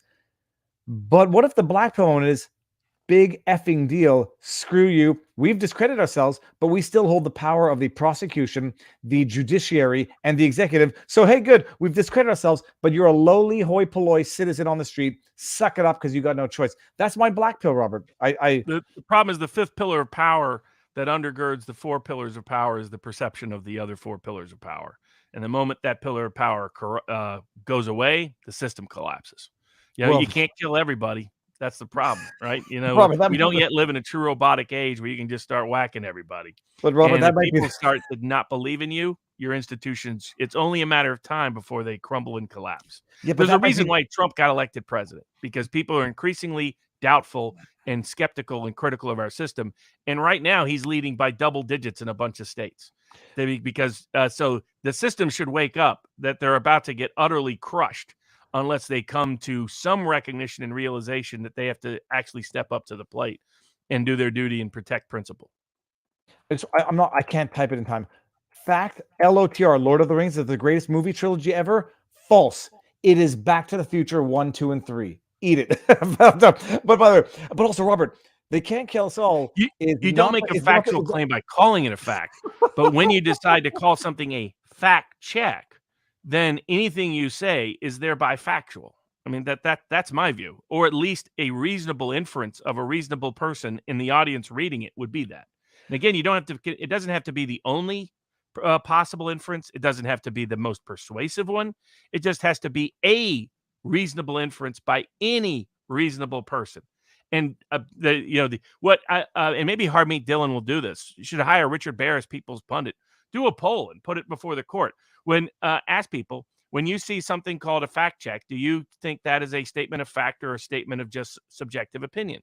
And you'll get at least a good number. My guess, a majority of people say, I assume a fact check is actually factual, not that it's not factual. No, it's first of all, I agree with you. Who just said Back to the Future 2 was the best one of the three. Okay. The first one was the most original. The second was the most entertaining. The third one was a letdown, but Mary Steenburgen, I love her. I have a thing for her. She was my high school crush. I'll never forget it. So, but Robert is judging me thoroughly right now. Yeah. Okay. It's over the top. We'll see what happens. We'll see what happens legally and business wise and policy wise. But they've been. Oh, sorry. That was it. Anti-slap. What are your thoughts on the strength of their anti-slap argument? Because I can understand that. Facebook raises the anti-slap argument that they're being sued for exercising their First Amendment rights while depriving other people of their First Amendment rights. Set that aside. They're basically saying you're suing us for exercising our First Amendment rights to qualify something as something. So dismiss it on an anti-slap basis, strategic lawsuit against public participation. I think it's relatively broad in California. Do you think they're going to succeed on that aspect of the claim? They have to succeed on the opinion part first. Because if you libel someone, slap doesn't protect you. Okay. So the anti-slap laws only protect you if it's not actionable as libel in the first place. So now there's a question in federal court. Other federal courts have said anti-slap law doesn't apply under federal rules. The Ninth Circuit has said does apply, but that's also subject to future appellate reversal or Supreme Court clarification. I think the Supreme Court will ultimately say anti-slap laws do not apply in federal court, but so whether or not they even have that remedy long term, if it went up all the way up the appellate food chain, is an open question. But either way, they have to win on the underlying merits argument that nothing they said could be interpreted as factual. That's what it's not just that the best argument is that it isn't factual. It's that no reasonable person anywhere could interpret anything they said as factual. I don't think that's a reasonable interpretation of the evidence. Me neither, but I saw what happened in Salmon, saw what happened in Candace Owens. I don't see this going any other way. But when someone says fact check, yeah, fact is the opposite of opinion. Okay, so fact to opinion is war to peace. It is ignorance to strength. It is, what's the third one? I forgot the third one. Doesn't matter. Okay, so we'll see. We'll follow it. It's fascinating, but it didn't get the attention it deserved, partially because I think, Facebook controls the attention that it gets. So we'll see. But Robert, we cannot finish the evening. We're going to go on for a little bit more because we got a lot of stuff. Baldwin, we cannot. I mean, it's another week, another Baldwin. Baldwin got served with a search warrant. And so did the PDQ, the prop company, who provided the dummy rounds, which for 50 dummy rounds apparently contained upwards of 7 live rounds. And I'm not laughing at the tragedy. I'm laughing at the absurdity of what's going on in this.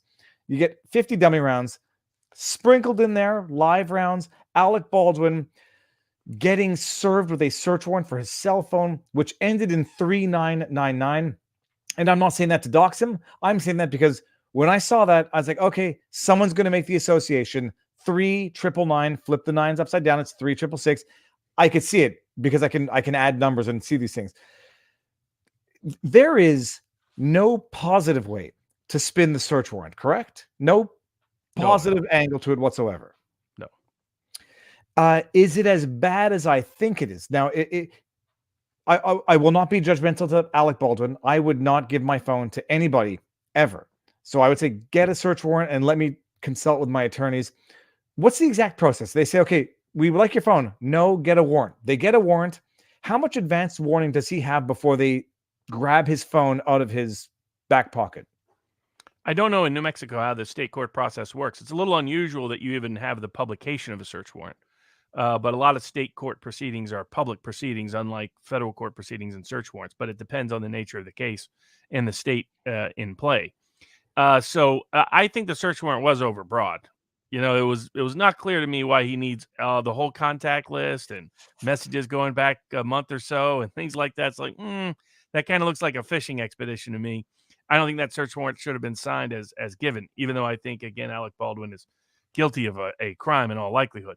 But it is an indicator that the investigator, by the nature of what's in the search warrant, the investigator, the other reason, if you're a defense lawyer, this is a high profile case, so it's a little bit trickier, but because there's reputational impact of a search warrant being issued.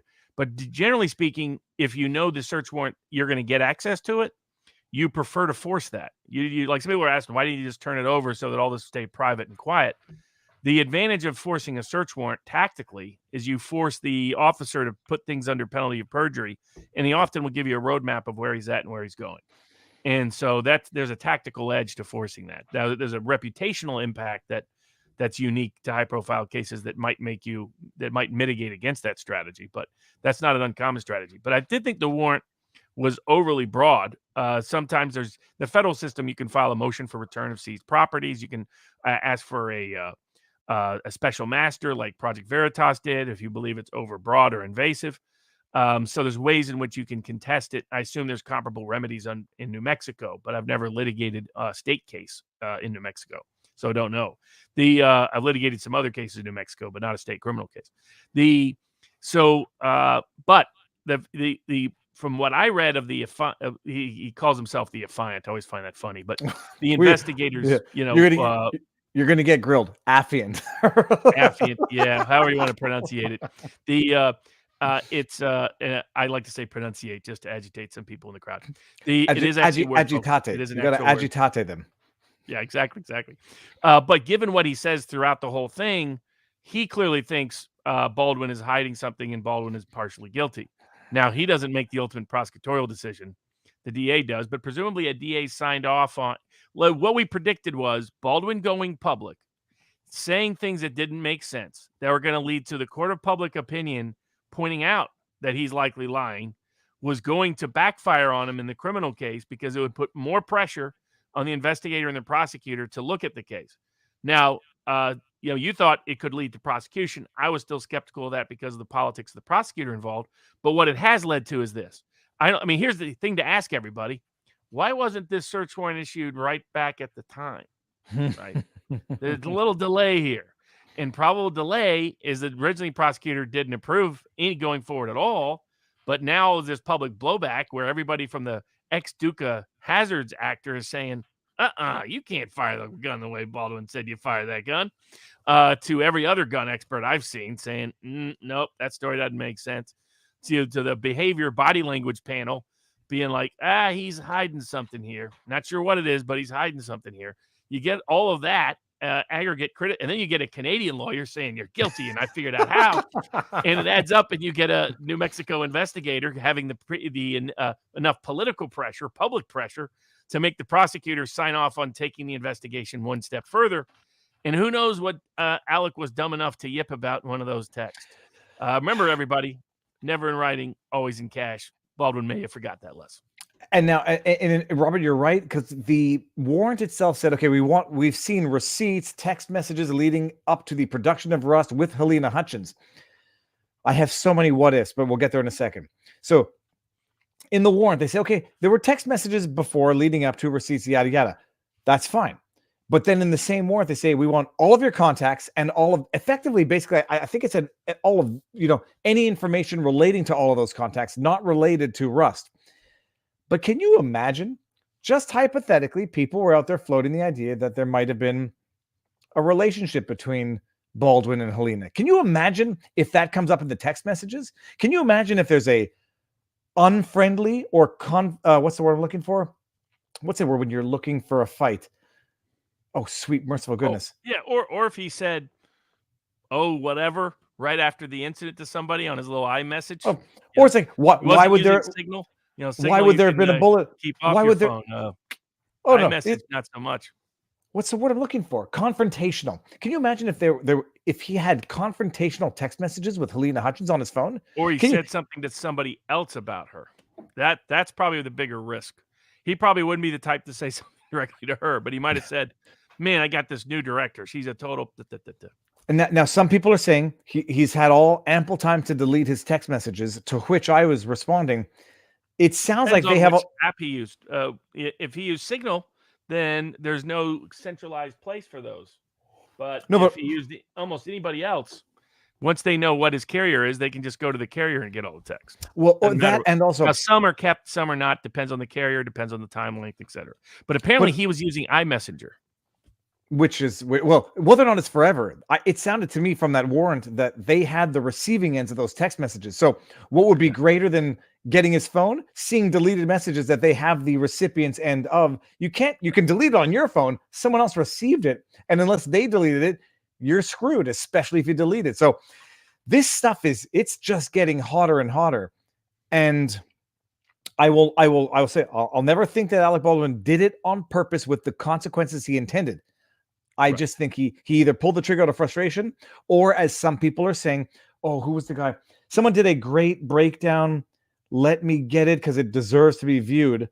Where he said, the only other alternative is that he had his finger perpetually on the trigger, and when he pulled the hammer back, full cock release, and then it did it. Let me just get the guy's name because he deserves to have that video watched, but it was watched 1.5 million times, so I'm not doing anything. But I'll get there in a second. Okay, so Baldwin's getting deeper and deeper into Schmitt's Creek, as we say in Canada. He has a problem with the investigator. He still may not have any problem with the prosecutor, but he put himself in. He allowed the investigator to have a broader leash because of his foolish public defenses. And it was Brandon Herrera who did the. He did the video. It's Brandon Herrera. I've seen like a dozen of them. And they've just broken down over and over again. Is it John Schneider, the ex Dukes of Hazzard guy's name? Oh, I forget. He's done a couple of breakdowns himself. I mean, just tons of people. They're all like, this explanation impossible. But in the warrant itself, based on the investigator's notes, it said that he fired it. Like, it didn't say that he just. It didn't say it said he dramatically did something, but it didn't say It didn't say what Baldwin said he said with George Stephanopoulos. So, dude's in trouble. My assumption is they wouldn't be doing a search warrant if the gun actually did have a defect, because that was the only other explanation. So it sounds to me like that he clearly did pull the trigger. He's lying about it, and the only question is whether there'll be criminal consequences for it. His own self-immolation in his failed self-defense publicly has put him into greater jeopardy. Now, I still think low likelihood he gets prosecuted because of the politics of the DA there and his own politics. But, we'll see. Now, I want to bring this one up just because I want to address the Canadian question. Mrs. Carruthers, what level of confidence is there in the Canadian Supreme Court when any COVID health mandate cases are brought? Do you think the courts could be captured like everything? I do not think any court system in Canada is ever going to intervene for anything related to COVID that would contradict the measures implemented by the government. That's my, and it's not to set a black pill out there. They will not do it because the deference they have showed to the decision-making process of the government, and the expectation of the general public. I mean, just like Robert and I talk about it, in the States, the mass public, the general public seems to be not behind these measures. In Canada, they seem to be. So you've got the political, you've got the media, and you've got the general population backing the measures. You think the SCOTUS is going to come out and say, no, quarantine hotels are not justified? No, face masks are on. They're not going to do it. They're not going to do it. So if democracy is a double-edged sword, if democracy is not going to save you, save yourself from democracy. All right. Well, we were doing good here, Robert. What do we have left on the menu? Just two main cases to talk. I mean, there was a bunch of cases this week, but two main ones that are worth going into today: the trucker and the Tinder class action. Let's do the Tinder so we can finish on the trucker, because I don't know anything about. I was going to say Little Binger might qualify for that Tinder class action. Then I realized he probably used a different app. The opinion, people. That's opinion, not fact. Just so we're clear. Yeah, exactly. It's informed speculation for Pillow Boy. But yeah, so basically it turns out there's a Tinder class action that's now been certified in California because it appears that they discriminated against their older subscribers. So they were charging different rates based on your age, which violated age discrimination laws. So there's not much beyond that, but I found it kind of a funny case. And I was wondering who's going to sign up for that, right? Who's going to say, yeah, I was one of them. You can put me in the public record. That's another, it's like the Ashley Madison case. It's like, who's going to sign up to say, yeah, my records, hold on a second. Only Lenny Dykstra would have no fear. He'd be like, yeah, they stole my record. But other than Lenny, I don't think a lot of people were signing up for the Ashley Madison class action. So we'll see how many sign up for the Tinder class action. Robert, I mean, I got this advice from a lawyer. He said, first of all, marry young, stay married. If you want to want to stay rich or not get poor, don't get divorced. But these are like, who in their right mind? I'll venture to say nobody. I mean, that's hilarious. I had no idea about the lawsuit, but yeah, even if I were there, count me out. I get class action stuff. I was like, I'm not. Oh, what was the one that we just got recently? It was Dropbox. It was one of these platforms where like, okay, I could file a complaint. I can get my $25 back at the end of the day. I was like, no, thank you. It was not a sex site, but Robert, and then the truck driver that has led to a mass protest across the trucker world. As it should. It should lead to a mass protest just in general. Now, I don't like playing political identity side of things. I think it is relevant in this case. I think the individual is Cuban or South American. Morales, Cuban. And that doesn't change anything except for that maybe there's a two-tiered justice system in America, which I think we all knew. But this is a truck driver, 23 years old. He's driving through Colorado. He's driving a big rig, 18-wheeler. For whatever the reason, the brakes fail. The brakes fail outright. There's no contradiction of that. Whether I don't know the facts, if you know more than me, and if the chat knows more, let me know. If the brakes failed because he was using them and not using engine compression to slow down, if they failed because of whatever, he ended up in a massive pileup, crashed into, 25 other cars, explosion, 4 people died. They charged him with 25 charges, the most serious of which was vehicular. I think it was over 40. He was convicted of like 27 charges. Okay, so sorry, my apologies. 15. He was convicted of vehicular homicide, which was the one I suspect was the most serious of the charges. Aggravated assault. First, some aggravated assault charges. Aggravated assault is even more offensive to the legal mind. But Robert, I mean, the argument from the prosecution, as far as I understood, I guess there were 2 questions. Do you or do we know, if I'm going to go to the chat, did his brakes overheat or did they fail? Was he going 85 miles an hour when they failed or after they failed? Those are 2 things I'm not sure about. And then there's an issue of like, he didn't take the emergency off-ramp, which if anybody's driven through, I've never driven through the Rockies in the States, but in Canada, you have, when you go through consistent low grades or downhills, they have these off-ramps. If your brakes fail, you just go and gravel and, cross your fingers and pray to God. So they had those, and apparently he missed 2 of them or decided not to take 2 of them, which I don't believe that he would decide not to take them for a second, because the alternatives could not have been better than that. But they convicted him on 26 charges, and the minimum, apparently mandatory consecutive sentencing, 110 years to a 23-year-old kid with no criminal record, no nothing, passed the training.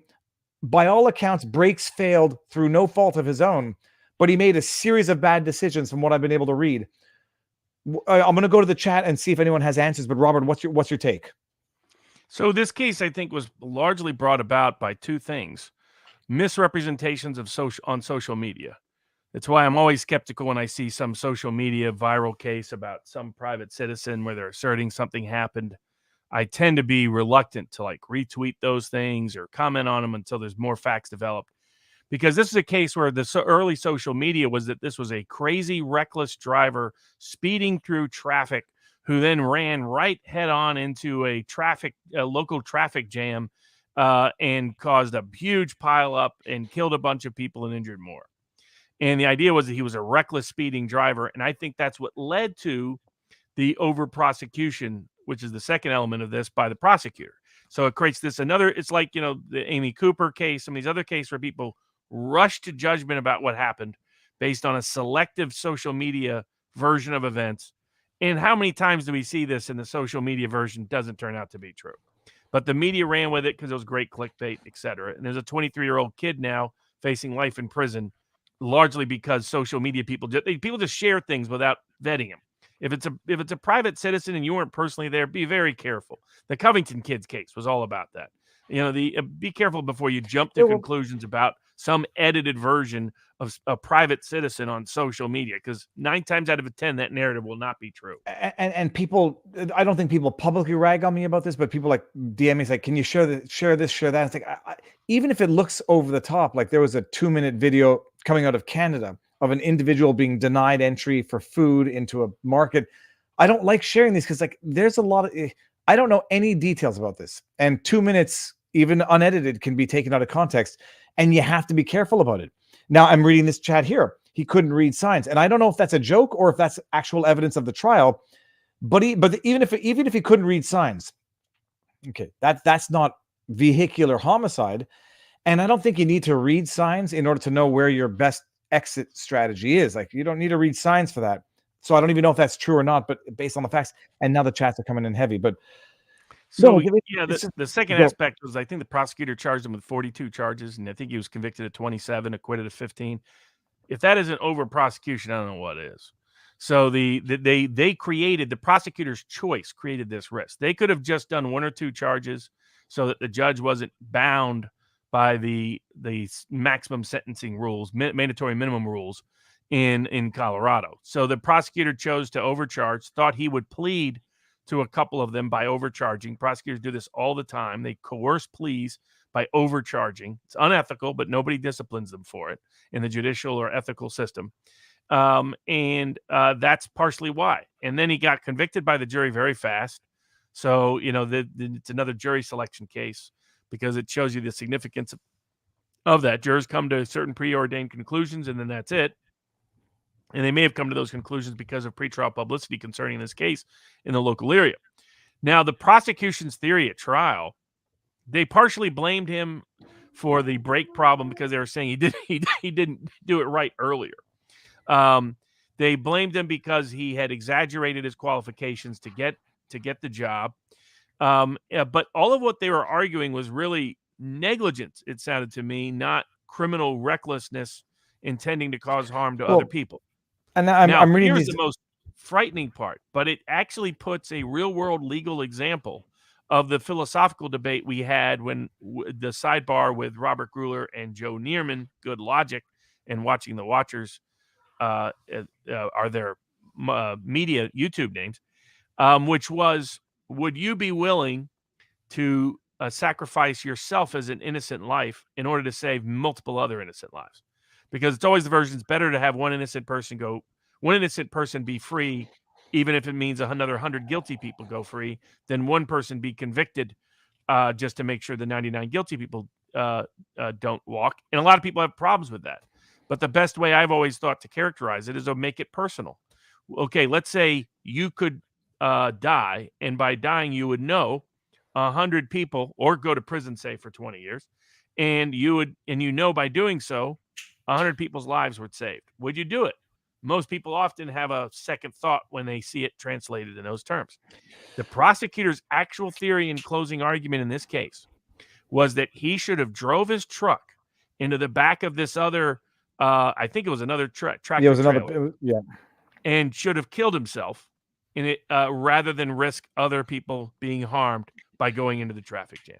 Well, we're now calling that criminal recklessness, to not kill yourself, because maybe it saves other lives. Well, that's a terrifying impact of this verdict. Well, I brought up a bunch of chats which are not sympathetic to the individual, and this is one of them. He had a Colorado, I guess it meant Colorado. CDL is a CDL, truck. I think that's a truck driver's license. Good only in Texas. He should never have been in Colorado. Fine. But here's the deal. Let's assume that that's true. Vehicular homicide, which is to say that even if that's true, negligence maybe. And then I don't know how many charges that you could. The only argument could be that because he is operating a dangerous vehicle like an 18-wheeler, that the criminal recklessness standard is less, like it is if you're handling a gun. But the other issue with this is mandatory minimums. Mandatory minimums came about because ordinary people didn't trust judges to give equitable sentences. And because of that, they required judges to impose at least a certain sentence if you're convicted of a particular crime. And here, the judge said he didn't think 110 years made sense for what happened here. And again, most murderers get a lot less. So reckless homicide people get a lot less. So but it was only because of the way prosecutors charged him, combined with the mandatory minimum laws, that forced the judge to issue a 110-year sentence. What a lot of truckers, the reason why they were enraged is they think this is putting an obligation on them that's saying we're going to criminalize your conduct if, again, this was the prosecutor's argument, if you don't commit suicide rather than risk another person's life. And I do have, I'm not comfortable with that idea. You're on mute, Viva. Sorry, I'm an idiot. Trucker, I said I want to read a couple of chats because I think people should not misconstrue what's being said here. Trucker here, many drivers south of U.S. border don't read English and have zero regard for U.S. road safety. Driving semi, you need to understand the language. Fair. Yes, and you do. There's nobody's denying that. About that. And then we got, and if he shouldn't have had the license, I get that argument, but look at that phraseology. He should have used, okay, that's negligence.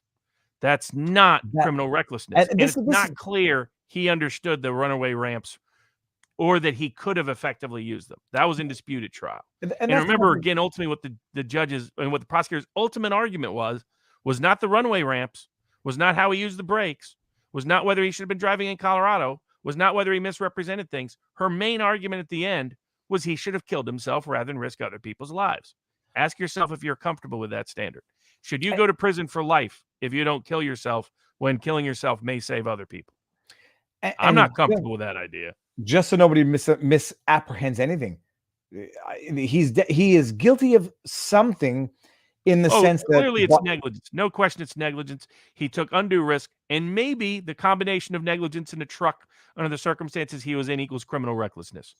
But again, if it was just that, if that was the only issue at trial, different dynamics. I still have some issues with it, but because I think it's a disproportionate sentence, and this is because of prosecutorial overcharging and social media misrepresentations and mandatory minimums being excessively used.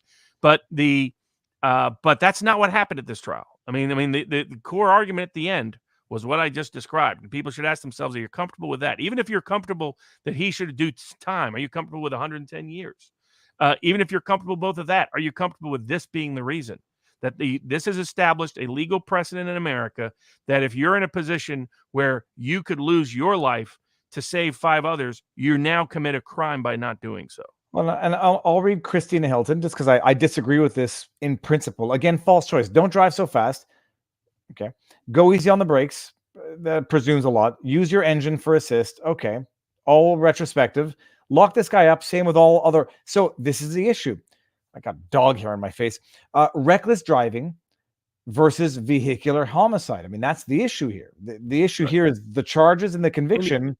And it appears that the reason why the speed happened was because he lost the brakes. That's he was speeding before the brakes. Is my understanding. And mine as well. The prosecutor chose to use this case as a different precedent. So you could believe all of those things and be okay with the case. The question is, you're saying it's a false choice. The prosecutor is the one who created that choice. And this case will now be used as precedent for future such cases. Understand that's how the law works, functionally. And so ask yourself if you're comfortable with that. So you might be comfortable with the outcome without being comfortable with the means and the precedent this outcome set. It's not legally binding precedent, but it's publicly effective precedent. I want to read this one, and we're gonna. I mean, we have. I hear kids upstairs, and nobody's come down to get me, so we're good for now. Mike Desmarais says, Robert, if Alec Baldwin wised up and decided to hire counsel, would you be willing to defend him? No comment. All right, and then we got someone said, Viva, let Barnes finish his thoughts.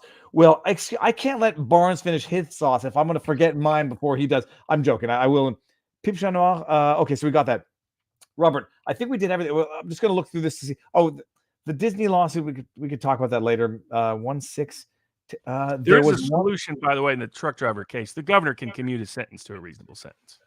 And that's and what it truck drivers are trying to create. Because, again, and that's whose perspective I'm going to defer a little to. Because, I mean, truck drivers know what this is on both sides. And if they're overwhelmingly saying this is disproportionate sentence, they understand these kind of, that he's being blamed for things that are putting too high a standard of care on him, then I'll listen to that. And I definitely think the sentence is disproportionate. But the bigger problem I have is the kind of public policy precedent they effectively established with this case. Yeah, that's so the commuting, and also commuting does not mean letting him off scot-free. It nonetheless was involved in an accident that killed 4 people. So I mean, but what would be fair? Yes. 10 years? 10 years? The rest of this individual's life, as if this was premeditated, as if this was, I mean, compare, this was not reckless driving like the dude taking drag racing, flipping his car and killing 3 pedestrians. This is, dude was doing his job. Maybe he didn't read English. I don't know that that's the case. Maybe he didn't know to take the off ramp. I doubt that's the case. Maybe he just panicked under the circumstances after having brake failure and shouldn't have been behind the rig of a car of the vehicle. Was the company itself not on trial in this, Robert? This was a criminal case. No The civil. defense claimed that the company had failed to properly check the brakes before they gave him the truck. The Mhm. prosecution claimed it was his fault for how he had handled the truck earlier on the drive. So that was a disputed issue of fact at the trial. But the company, to my knowledge, clearly the company should have vetted things a lot better. This sounds like a company looking to hire. My guess is they paid him less than they paid some Teamsters. And that may be the real reason why this all happened. Throw him under the bus. Okay. Robert, first of all, what comes next week? So right now we're waiting for Delane Maxwell verdict, Kim Potter verdict, Elizabeth Holmes verdict. Yep. Um, Supreme Court probably going to take up the vaccine mandates. So we'll have a busy Christmas week. But otherwise, it's Christmas week, which I already properly started by watching the greatest Christmas film ever made, Christmas Die Hard. Vacation. Wait, Christmas what was Vacation. it? Christmas Vacation. Okay, sorry. As far as I'm concerned, greatest Christmas movie ever. Die Hard 1, and then Home Alone, and then maybe Christmas Vacation is also great. And so we may not have a live stream Wednesday, or you may not be on the stream Wednesday, but I think I can do something Wednesday for. I think we can do it, and we'll find something fun to do. Robert, we're gonna do a stream before the end of the year to do a retrospective, but I guess you need to make people optimistic heading into Christmas, heading into the new year. How do you do it? I'm going to be listening because I may need some of this optimism. Well, I think what everybody's been waiting for the Supreme Court to weigh in on the vaccine mandates will happen, and I think it's going to be a good ruling. And it would be one of the greatest precedents ever set in American legal history. So that's what I'm looking for Christmas. That would be the best Christmas gift I could imagine. All right, and with that said, people have wanted a little bit of Winnie. He's on my lap. This, for everybody who's been here long enough, was the other vlog dog who I still think about him. It still breaks my heart. But this guy came. Look at this. Look at this. Look at that. Oh, you can come down, guys, quickly before we end. And we got 2 other monsters coming down. It's happening. Hurry up. You're fully okay. Good. Someone's coming. What do we got? Okay, we got number 3 of 3, eating an apple. See, I will be happy when my hair is as long as this. I'm going to streak it. It's going to be beautiful. Robert, it's been one heck of a year. I mean, we're not done yet. We're going to have our end of the year. It won't be Wednesday, but it's been awesome. So, Jamie, have you guys watched a Christmas? Has he seen Christmas Vacation yet? Have you seen Elf? Oh, have you seen Elf? No. Have you seen Christmas Vacation? They watched Home Alone tonight. They were watching Home Alone. I think he's too young for Die Hard. People, is he too young for Die Hard? Okay, I'll be up there in a second. Don't touch the thermostat. We're gonna do it. Everyone out there, stay tuned. We'll go to locals. We'll post what is going to happen for Wednesday. I'll be bouncing around. Robert, we'll see what happens next week. What are your plans for the holidays? You're staying home. You got to go to Texas, then I'm to Tennessee. Okay. He's going to go. He took that to heart. All right, people. Robert, stick around. We'll say our proper goodbyes. Everyone in the chat, thank you very much. It's amazing. It's amazing. Every week is amazing. I feel better than I did 3 hours ago. So, Robert, I'll thank you. I'll thank everyone in the chat. want to make sure that kid doesn't do it. It's blue. The blue light means he just touched something. So I'm going to go. I did. All right, everyone, enjoy the rest of the week. See you next week and stay positive. Not outrageously optimistic, cautiously optimistic. Peace, people.